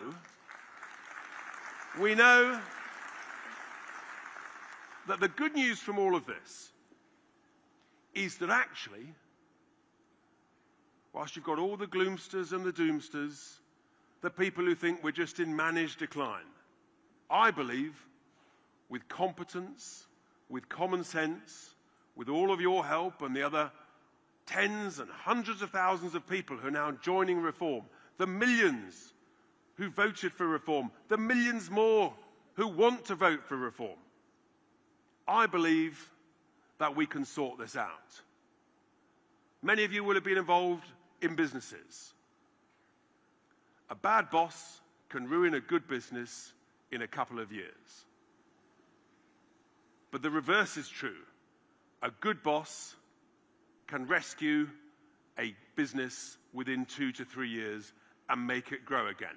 And that is the thing to hold on to, folks.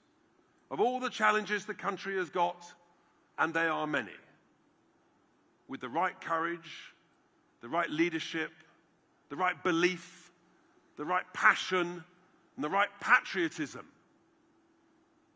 we can sort this out. I've absolutely no doubt, ladies and gentlemen, this is just the beginning. We're on a journey. It's an extraordinary journey.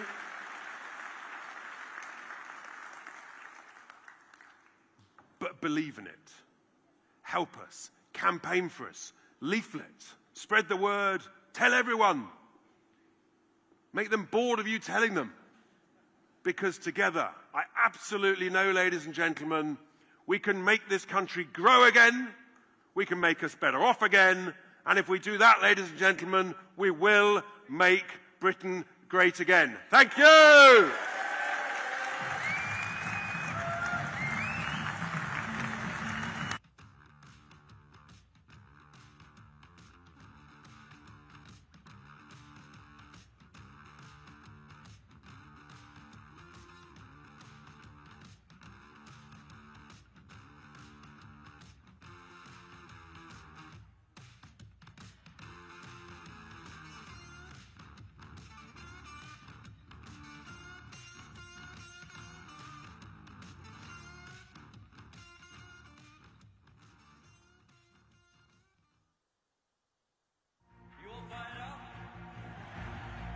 I'm Zia Yusuf. Let me tell you why I'm here. I love Britain. I love my country. It is time for us to stand up and write the next chapter in the great British story. Nigel Farage has asked me to serve as chairman of Reform UK. It is my honour to accept. I will bring all my energy, all my passion to ensure we achieve our mission of returning Great Britain to greatness. Our new chairman, Zia Yusuf, is professionalising the party at a speed never seen before in British politics. He's been charged with making this party an election-winning force. Ladies and gentlemen, please welcome our chairman, Zia Yusuf. We will turn this ship around. We will save this country. We will return Britain to being the poised and powerful country we know it can be. And we will leave a Britain for our children of which we can be proud. Thank you very much, Reform UK.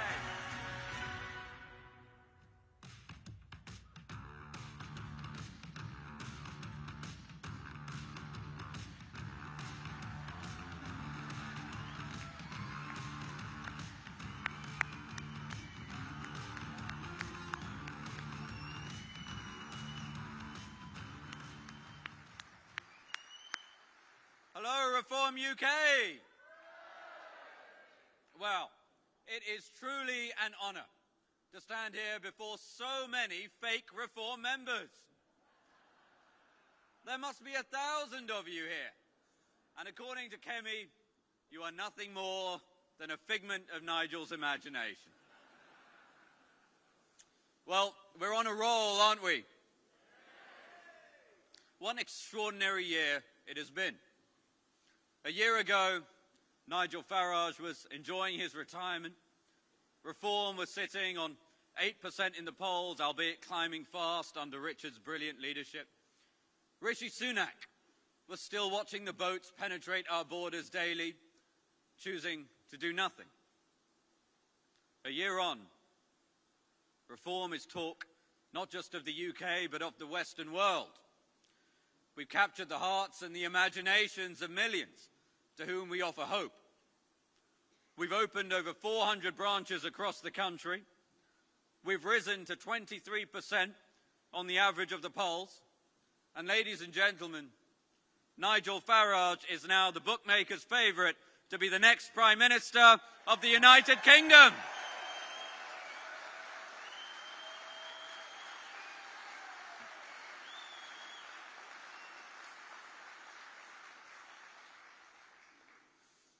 Wasn't it an unforgettable Christmas period? Over 46,000 people joined Reform in the last 2 weeks of December alone. Just think about that. Just think about that for a moment. That is the equivalent of a third of the entire membership of the Tory party. A party which has been around for 190 years, joining Reform in just 2 weeks. Something is happening in the United Kingdom, and it is giving hope to millions across the country.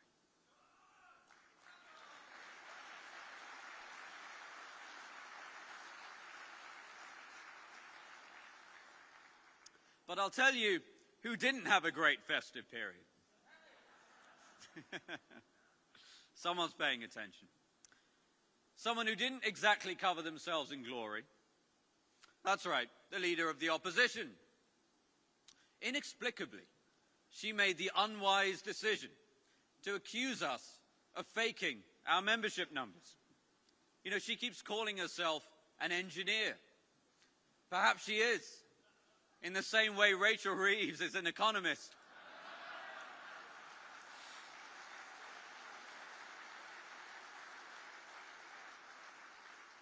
And Keir Starmer is the son of a toolmaker. Well, she's not a very good one, because she claimed that our ticker was fake. And that she knew this because she was, and I quote, monitoring the back end.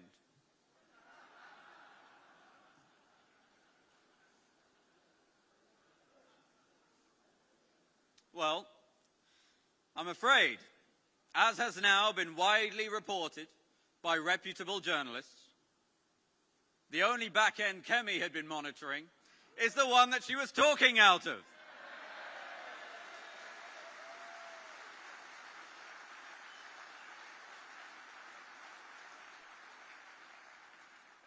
Had to be done. But you know, we should in fact be very grateful to the leader of the Tory party, for in the preceding 24 hours of her ill-advised outburst, Reform UK signed up more new members than in any 24-hour period in our history. So let's give Kemi a big Reform round of applause.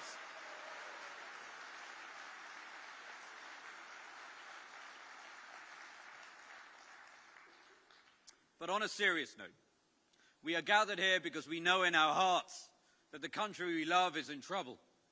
We live in a country which somehow, despite spending £54 billion a year on defence, the number of military-aged males that have entered the UK illegally via small boats now exceeds the total available soldiers to the British Army.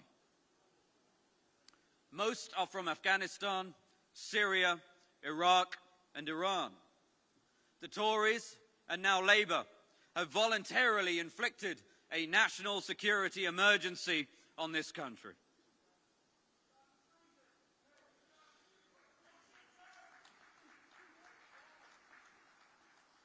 But change is coming. I want you to take a moment to visualize what a triumphant day it will be when in just a few years' time, Prime Minister Nigel Farage arrives at number 10 Downing Street.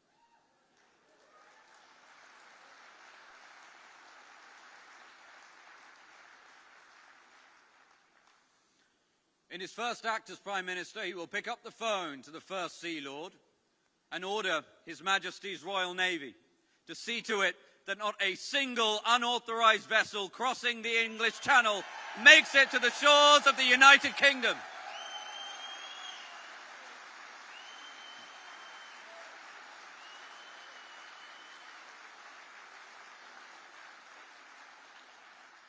Now, I know it's procedure to go via the Minister of Defence, but I think Nigel should make that call himself, don't you? Our Navy will embark on a humanitarian mission to pick up those attempting this hazardous journey, ensuring nobody is harmed and that they will be taken back to France for their own safety.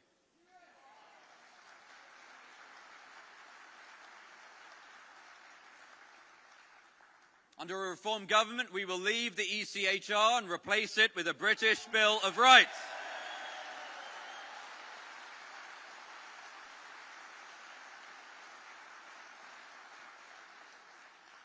We will pass legislation making it compulsory that anybody who comes here illegally not only will never be given the right to remain, but will be deported back to the country from which they came.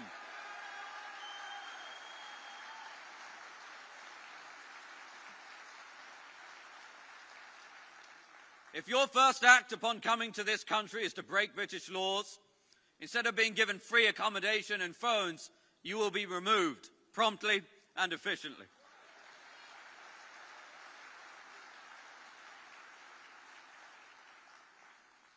And just for those in the BBC Verify team watching, no foreign court will stop us, because Britain will finally have a Prime Minister who will ensure that the interests of the British people come first.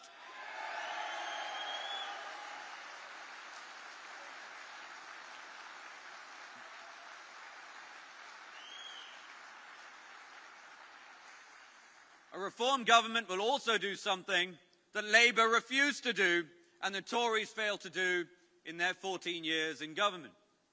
We will ensure a full, independent national inquiry into the appalling crimes of the grooming gangs that have terrorised young girls in this country for decades.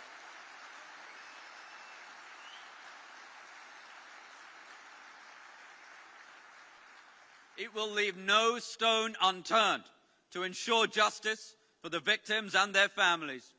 It will ensure that the monstrous perpetrators and the officials who enabled them by turning a blind eye are brought to justice and are made to pay a heavy price for their crimes.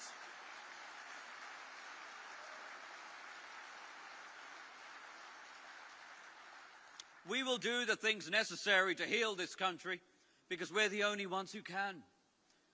Now, I've made a few jokes at their expense today, but it's no surprise that the likes of the Tories, Labour, the left-wing media look at Reform's progress and think it must be fake. All their prior experience means that the level of cognitive dissonance fries their brains. All they've ever known is incompetence, division, defeatism, cynicism, self-serving, corruption, resignation to manage decline. So when they're confronted with people like you, ladies and gentlemen, and people like us, when they're confronted with a Reform Party that is highly competent, that is patriotic, that is fast-moving and growing at explosive rates, they quite literally cannot believe their eyes.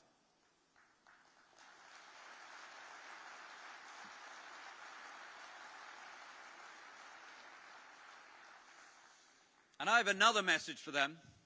If you think Reform's membership growth is explosive, wait until you see what a Reform government will do to the British economy and real wages for British people. It is going to be something to behold.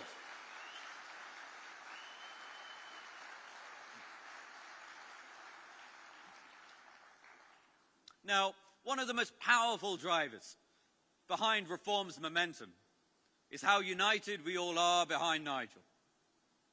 Meanwhile, the Tories, they've had 5 leaders in 6 years. It's no surprise that Tory leaders are so weak and transient. They have to spend the majority of their cognitive capacity watching their own backs. Here at Reform, Nigel and the rest of our brilliant MPs and our team can focus all of our energies, 100% of our capacity, building a movement to make the United Kingdom a poised, prosperous and powerful country again.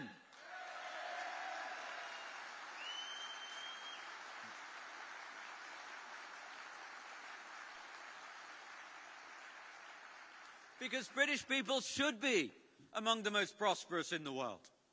Instead, we languish 26th in the world in terms of real GDP per person, real income per person.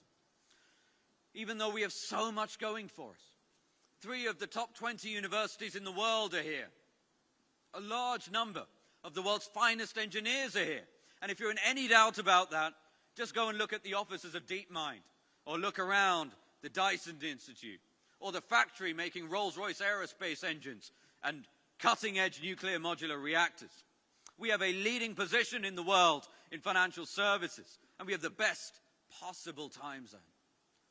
And as someone who built a successful business here, I can tell you the British people are full of talent, full of energy and dynamism.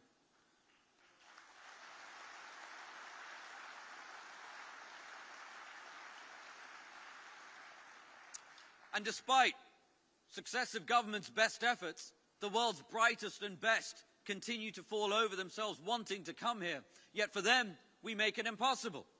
Sadly, it's actually much easier for a convicted murderer to get into the United Kingdom than it is for a Nobel laureate.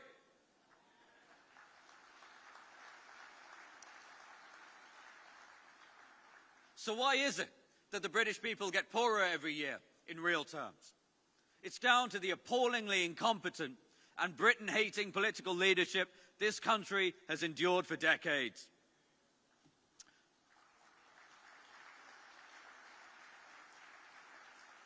There's the religious cult of net zero, an appalling theft of hard-working British people's jobs and money, all to fund the growth of China and the egos of champagne socialists.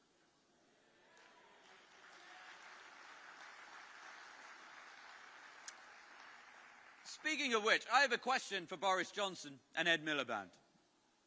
If renewables are so cheap, why have British people been forced to subsidise renewables to the tune of £90 billion over the last decade? That is £300 per household per year extra that they have had to pay in their energy bills out of their post-tax pay while they struggle to make ends meet.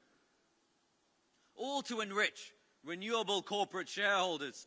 And given all they did was offshore the emissions to China and India, they did nothing to make the world cleaner. Make no mistake, this is one of the greatest heists on the British people of all time, and reform will bring it to an end.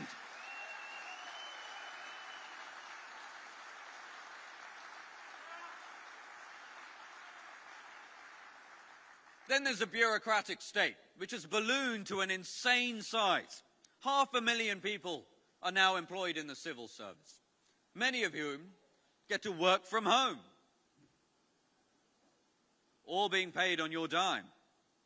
In the last 7 years, their burden on the taxpayers rocketed by 50% to £15 billion. Well, I have some news for them. In the age of AI, with competent leadership, there's no reason that couldn't be cut in half and still deliver a vastly superior service to the British people.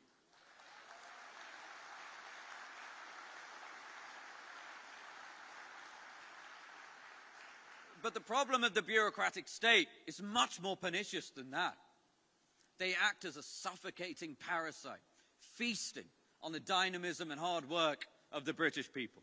We have far too many regulations, far too many regulators, and nowhere near enough builders.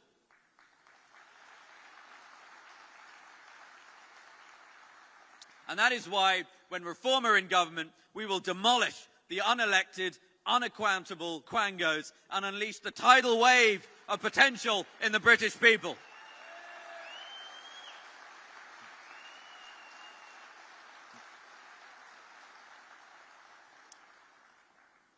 The reality is the two old parties have spent decades creating these problems.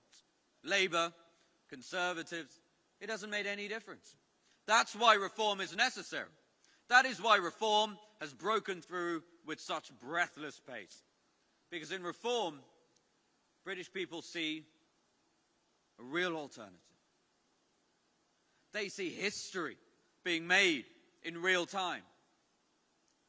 The stranglehold that the two old parties have had on the politics of this country for a century is finally being broken.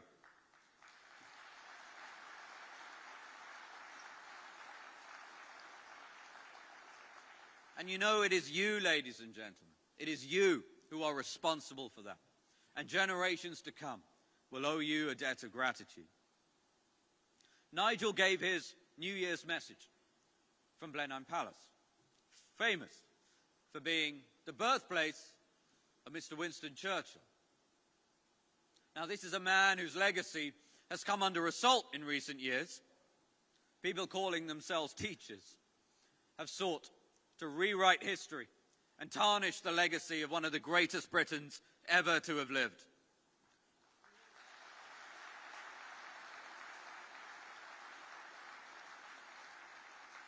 But their efforts are in vain, for his spirit lives on.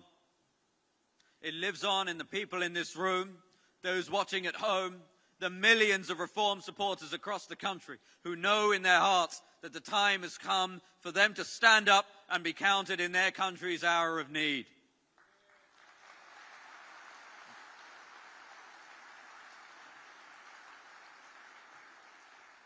Because at Reform we see a future in which the United Kingdom, instead of being ritually humiliated, celebrates triumph after triumph.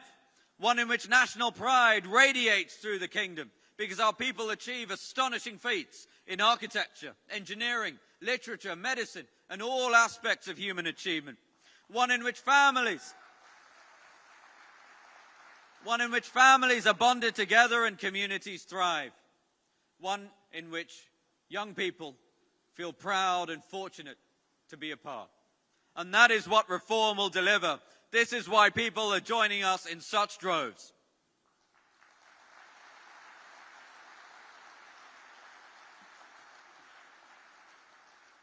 Now, we're 8 days away from the 6-month anniversary from when Nigel appointed me chairman of Reform UK.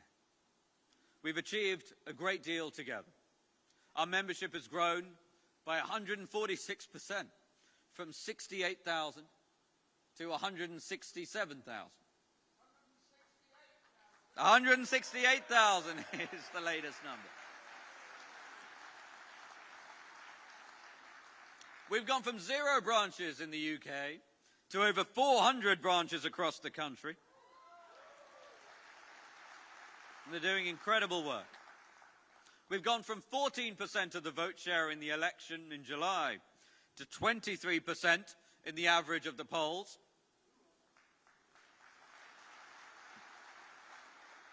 And let me tell you this, in case anyone thinks we're in the mood to slow down. Nope. We are just getting started.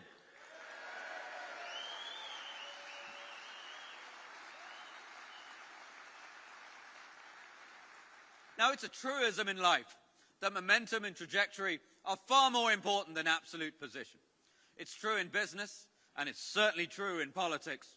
And thanks to all of you, ladies and gentlemen, reform has all of the momentum in British politics.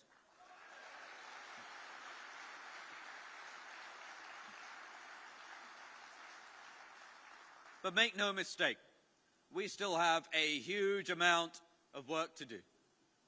And that's why we need your help.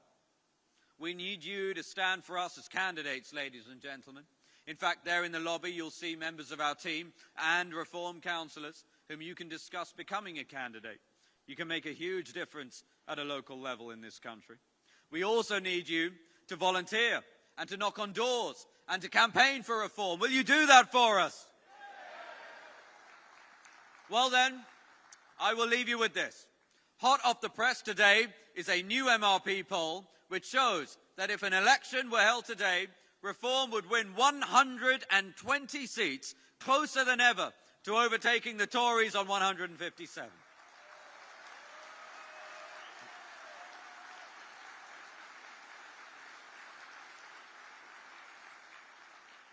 Just think about that. We've gone from 5 seats 6 months ago to polling at 120 seats, and we've done it in 6 months.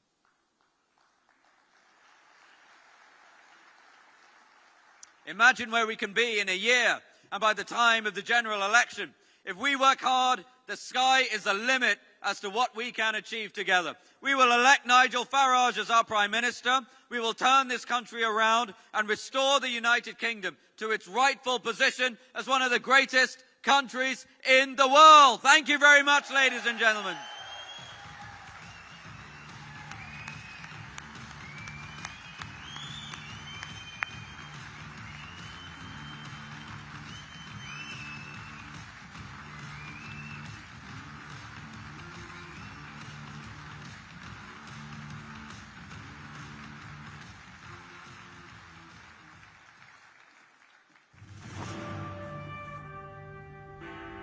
I now call the leader of Reform UK, Nigel Farage.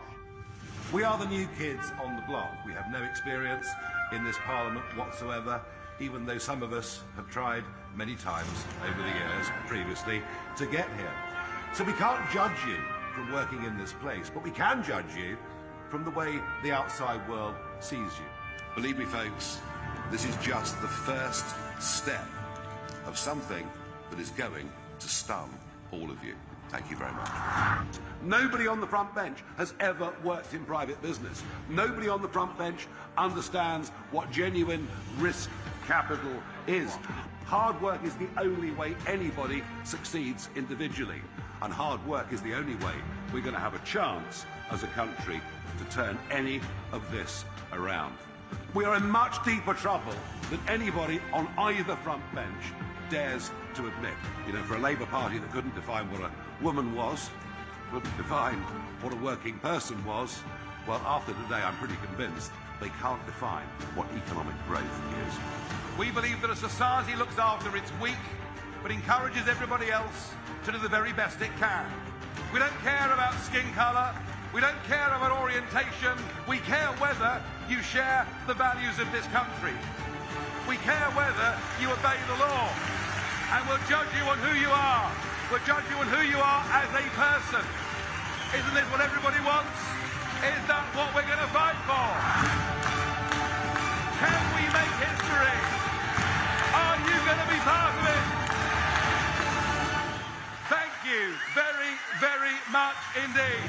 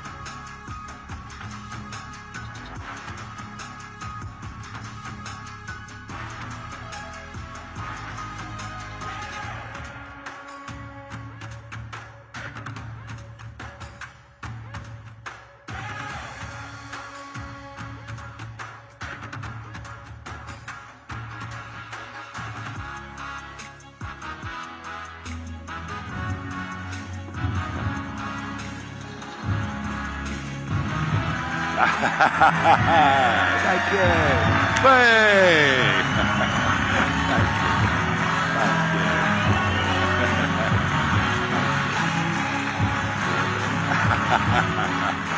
Amazing. Thank you. Thank you. Good evening, Leicester. You know, they say never begin any speech with an apology. But you know, we advertised this event for our East Midlands members. Within 48 hours, all the tickets had gone. And so I apologise to all those people who couldn't get in here. And that's before 50,000 people joined the party in the last 2 weeks of December. We're going to need bigger venues for the future. Of that, there is no doubt. And we're not only growing quickly, but you can feel the energy. You can feel the optimism. We are so far away from the uniparty, which is Labour and Conservative. I mean, look at Starmer and Reeves. I mean, they look like they go into a family funeral every day. And as for the Conservative leader, well, I'll come to that in a moment, actually. I've got to tell you, the last few weeks have been really exciting. It was a very tough phone call on the 23rd of December when I said to the young team in our London office, I'm really sorry, guys, but I think Christmas is cancelled. And they rose to the challenge. They were in the office till 10 o'clock on Christmas Day night, getting graphics, getting videos ready, because I just knew that over the Christmas Day and Boxing Day period, people would be sitting around the table, lunch or dinner, with family, with friends, down the pub, wherever they went, and reform would be a topic of conversation. I was confident that we would, on Boxing Day, go through the number of ballot papers that the Conservative Party sent out in their leadership election last year, and we did it on Boxing Day, and we've gone on 35,000 members more since Boxing Day alone. And it is something we can be very proud of, something we can celebrate, but let's keep it going. Now, all of that was wonderful until about 5 o'clock on Boxing Day afternoon, when a certain individual decided to take to X and put together a complex 5 series of tweets with misspellings and ranting conspiracy theory. Now, the person that put these messages together that said that the Reform live membership ticker, have you been watching the Reform live membership ticker? I get up at 3 o'clock in the morning just to find out how we're doing. No, some wild ranting conspiracy theorist put out on X that somehow we'd fiddled the numbers and that these were all fake members. And the extraordinary thing is the person who did this, whether they were in wine or not, I don't know, but the person who did this was the leader of the Conservative Party, one Kemi Badenoch. Now, I don't take kindly to being accused of being dishonest. You can call me many things, and people do, and that's fine. But don't call me dishonest. I'm not, and I never, ever have been, and I won't put up with it, and I won't take it, and nor should any of you. So, I gave her an opportunity to apologise for what has now been thoroughly disproven in the media, and she's chosen not to take the opportunity. Although, that's not surprising. She's not exactly known for her charm. So what to do? What to do? Well, it's all well and good saying sue her. But you have to prove actual harm. She hasn't harmed us. She's given us tens of thousands more members.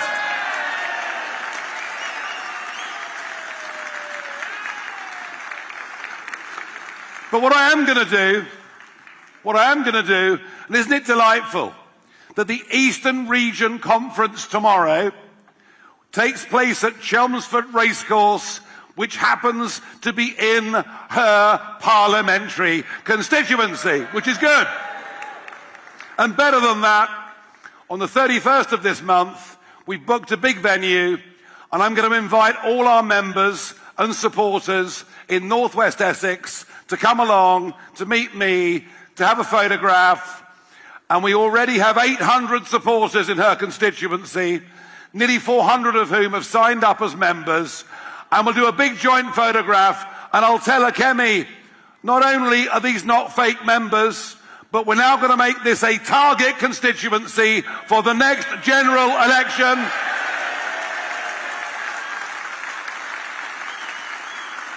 You had your chance. You accused me of being dishonest. You had your chance to apologise. Well, now the gloves are off. So why is it that this party is on the up the way that it is? Why is it there is the optimism in this room? It's because we all know that Britain is broken and Britain needs reform. We know it. We feel it. And we understand it at every level. 37,000 young men crossed the English Channel last year. Nearly all undocumented young males coming straight into four-star hotels with 40 quid a week pocket money, free dental care, free medical care, whilst British military veterans sleep homeless on our streets. It is wrong, it is outrageous, it is appalling, and yet, now this will amaze you.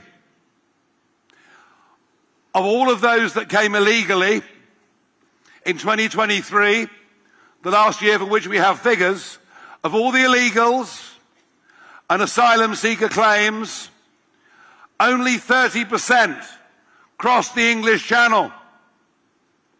Where did the other 70% come from? Well, a friend of mine has written to the Home Office, they won't give an answer unless we submit a cheque for 600 quid. The government will not give us the true figures. Well, we know it's not just on the back of lorries, it's people coming on visas and overstaying. We are being taken for a ride at every level. And until we can deport those that should not be in our country, until we can do that, and we'll never do that, being signed up to a convention for an outdated court in Strasbourg, we have to leave the ECHR and get rid of those that should not be here. And we've got the courage to say that. We've got the courage to do that, and frankly, nobody else does. And on legal immigration numbers, well, the party that promised us repeatedly net migration of tens of thousands a year in 2023 gave us net migration of nearly 1 million. And it's my view that the population explosion of 10 million, more than 10 million, in the last 20 years is the biggest contributor to our diminishing quality of life. We cannot get access to health care. Our children and grandchildren cannot get onto the housing ladder. The traffic is impossible. Nothing works anymore. There's no infrastructure. And this has been done to us, not just by Tony Blair and Labour, but it's been done to us above all by a Conservative Party who lied through their teeth at every single general election. And our job now is to replace them as the opposition party in British politics, and that is what we are going to do. Because what can they say? The other week at the dispatch box, at PMQs, Kemi Badenoch said to the Prime Minister, isn't it terrible? Terrible that 1,100 jobs will be lost making vans at Luton. It's all because of your electric vehicle rules and targets and fines. To which Richard Tice heckled and said, but it's your policy in the first place. To which the Prime Minister said, yes. I mean, it's not often Starmer's that sharp, I got to tell you, but he was. And it's the same on net zero. It's the same. You know, why are our businesses paying the most expensive electricity bills in the world? Look what it's doing to our manufacturing sector. Look what it's doing to our competitiveness. Look at what has been put on all of your bills over the last 20 years to subsidize foreign companies putting up wind turbines, all manufactured in China, and the same goes for solar. They are a uni-party. The more they pretend to be different, the more you realize actually they're the same. They're about open borders. They're about high taxes. They're about regulation. And they're not about putting the British people first on anything. And we are. We will put the British people first. We know what our priorities are. But above all, what we need in this country is a change of culture. We are living in societal decline, when nobody has the moral courage to stand up and do what is right for fear of being called names. The fact that the so-called grooming scandal, or shall we call it the mass rape abomination,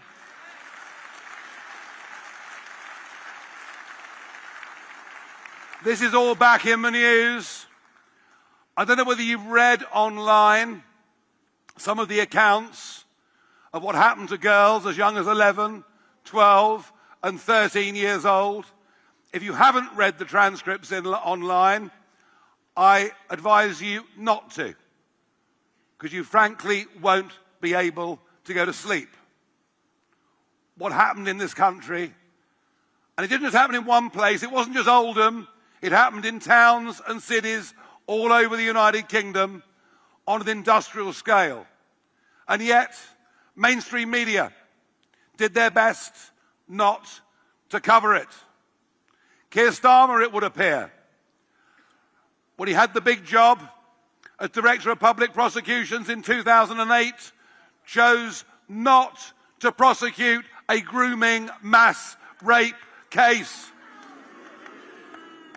The Conservative government did all they could for there not to be a public inquiry. And Jess Phillips this week decides there is no need for a public inquiry. And the police have failed in all of these towns and cities. They dare not say anything for fear of being called racist. Our moral courage is destroying the very values upon which this once great country was built. And what we need is leadership and a party and a movement that understands and knows the difference between what is right and what is wrong, and will speak without fear, without favour. And let's have that public inquiry. Let's expose the truth, and let's make sure people in public life who allow this to happen get their jobs taken from them. It must happen.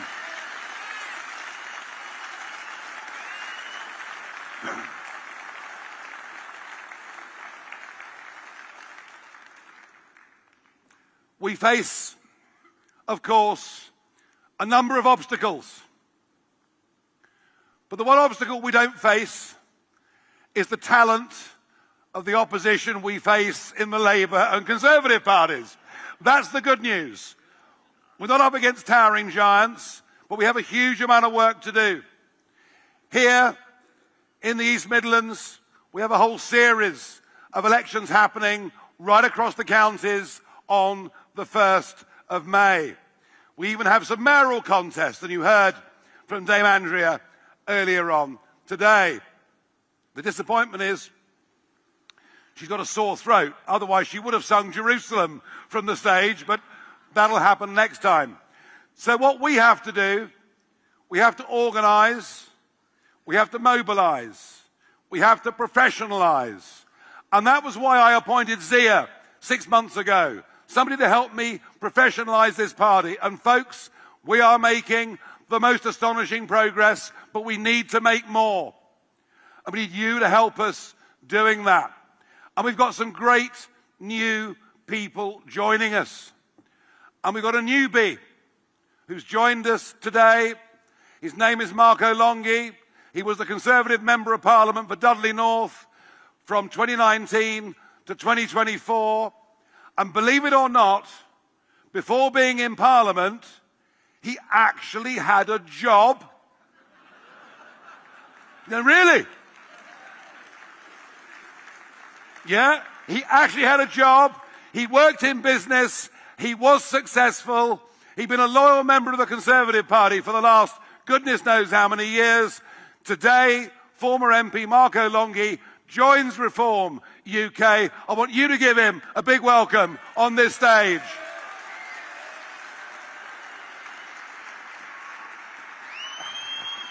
Okay.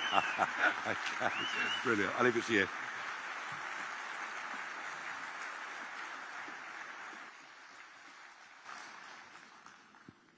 Conference, good evening. I am a patriot, and I finally feel at home.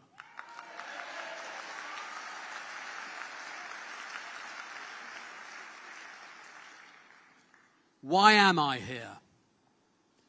I am here because of each and every one of you. I am here because of what has happened to our once great country.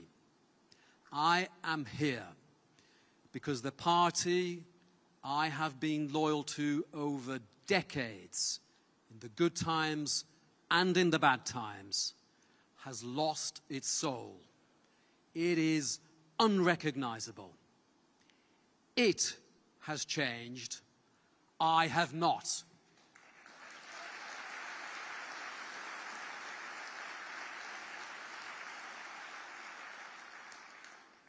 The betrayals we have seen in recent years have been so huge that they eclipse any sense of loyalty I had. And believe me, I had plenty. I had to put you first. I had to put my country first. And that is why I'm here tonight.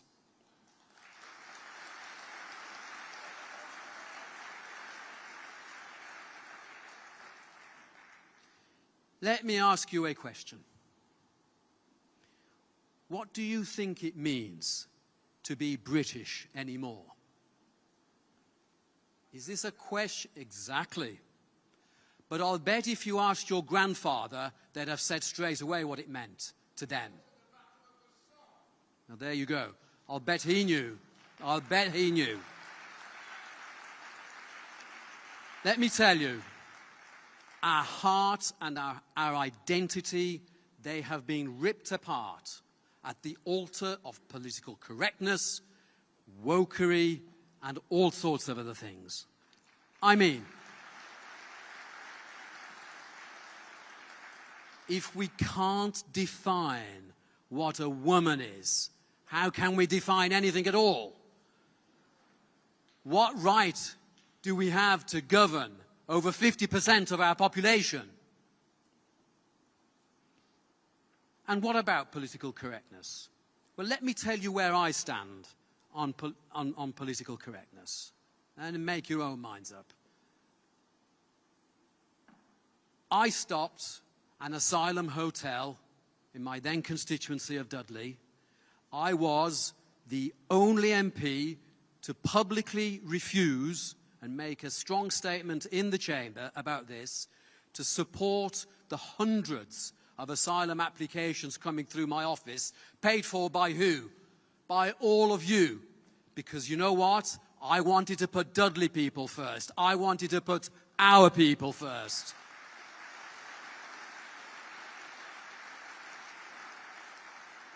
Yes, I was called names about that in the chamber, even by some of my own colleagues. But I am the person I am, and I am going to carry on saying the things that need to be said and doing the things that need to be done. They can call me all the names they want to.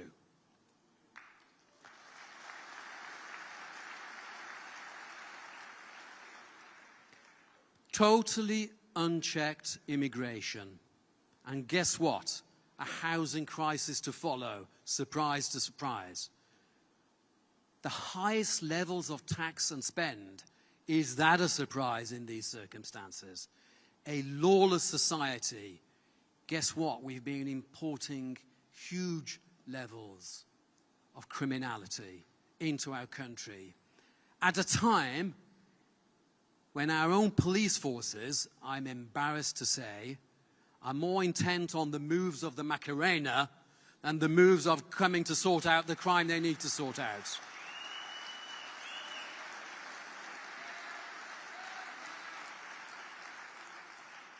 Our country is at a brink. So, conference, I salute you all. I salute you for your patriotism, for your courage. Someone once said to me, if you are not part of the solution, you are part of the problem. Go away from here tonight and speak to your friends, speak to your family.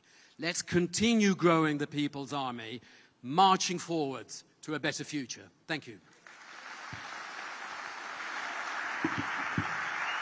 Thank you very much. Thank you, Marco. Great stuff. Thank you. Thank you. Our photographers there. They got what they want.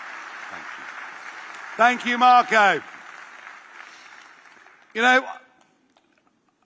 I draw great inspiration from what happened in America on November the 5th. Now, I've been unwavering in my support for Donald Trump. And at times, in the last 9 years, that's not always been easy. I've been in a minority of one, it would seem, in British public figures able to stand up for him. But then that's me. I don't court short-term popularity. I stand up and fight for what I believe in life. And I've always thought that Trump was the man the world needs to make it a safer and better place.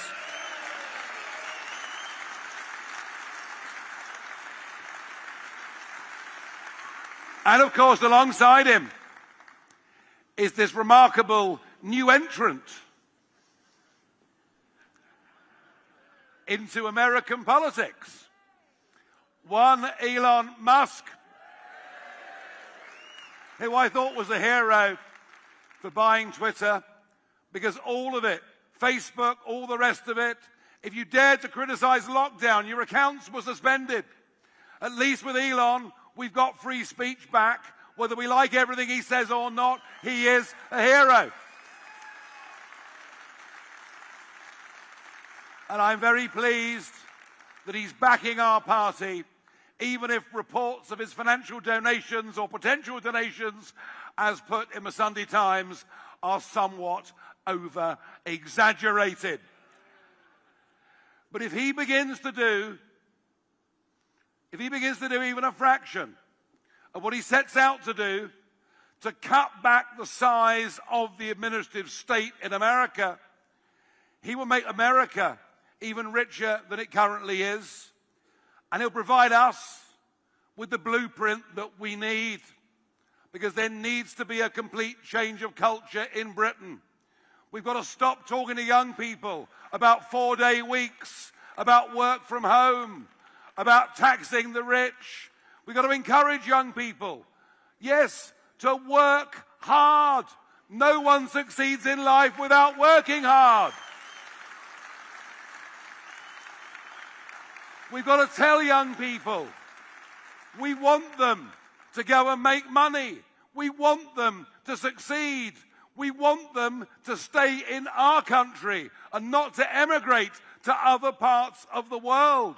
But it's becoming harder and harder, because our bureaucratic and administrative state is crushing enterprise. We're putting young people on the sick just because they've got a bout of depression. We are getting societally weaker, as I spoke about earlier, with the rape gangs as an example. But we are getting economically weaker. We are getting poorer. The higher legal immigration goes, the more gross domestic product per person goes down. Our debts are at every level, individual, corporate, national, are getting worse. Our annual interest repayments are now bigger than our defence budget. And yet we borrow more, and we borrow more, and we assume we can go on living like this forever. Folks, we can't. To save our country, we have to make Britain. We've got to make Britain great again, haven't we? We've got to make Britain great again, and we only do that by controlling our borders. We only do that by reasserting our confidence in ourselves, our history, our identity, our tolerance, and what we are and always have been as a nation. And we only do it if we reduce the cost of living for ordinary folk and make the country start making money again, stop sinking deeper into debt, get rid of this culture that it's all right to live off the state, it's all right to go on the sick, when actually we simply can't afford to go on like this. And that's what you'll get from me. You'll get plain speaking. Even if at times what I have to say is harsh, you'll get honest, plain speaking. And I'll do it from a perspective, and I think you know this, at least I hope you do, that I absolutely believe in this country. I believe in its people. I fear we've been appallingly led for the last 20, 25 years, and that this can be turned around. Do you believe we can turn this around? Do you believe we can make our country again something to be proud of? Are you prepared to stand up and get involved and join the People's Army? Please do everything you can, whether it's making phone calls, delivering leaflets, standing as a candidate.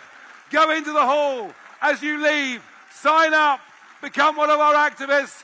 Let's go out and make history. Thank you very much indeed this evening. Thank you.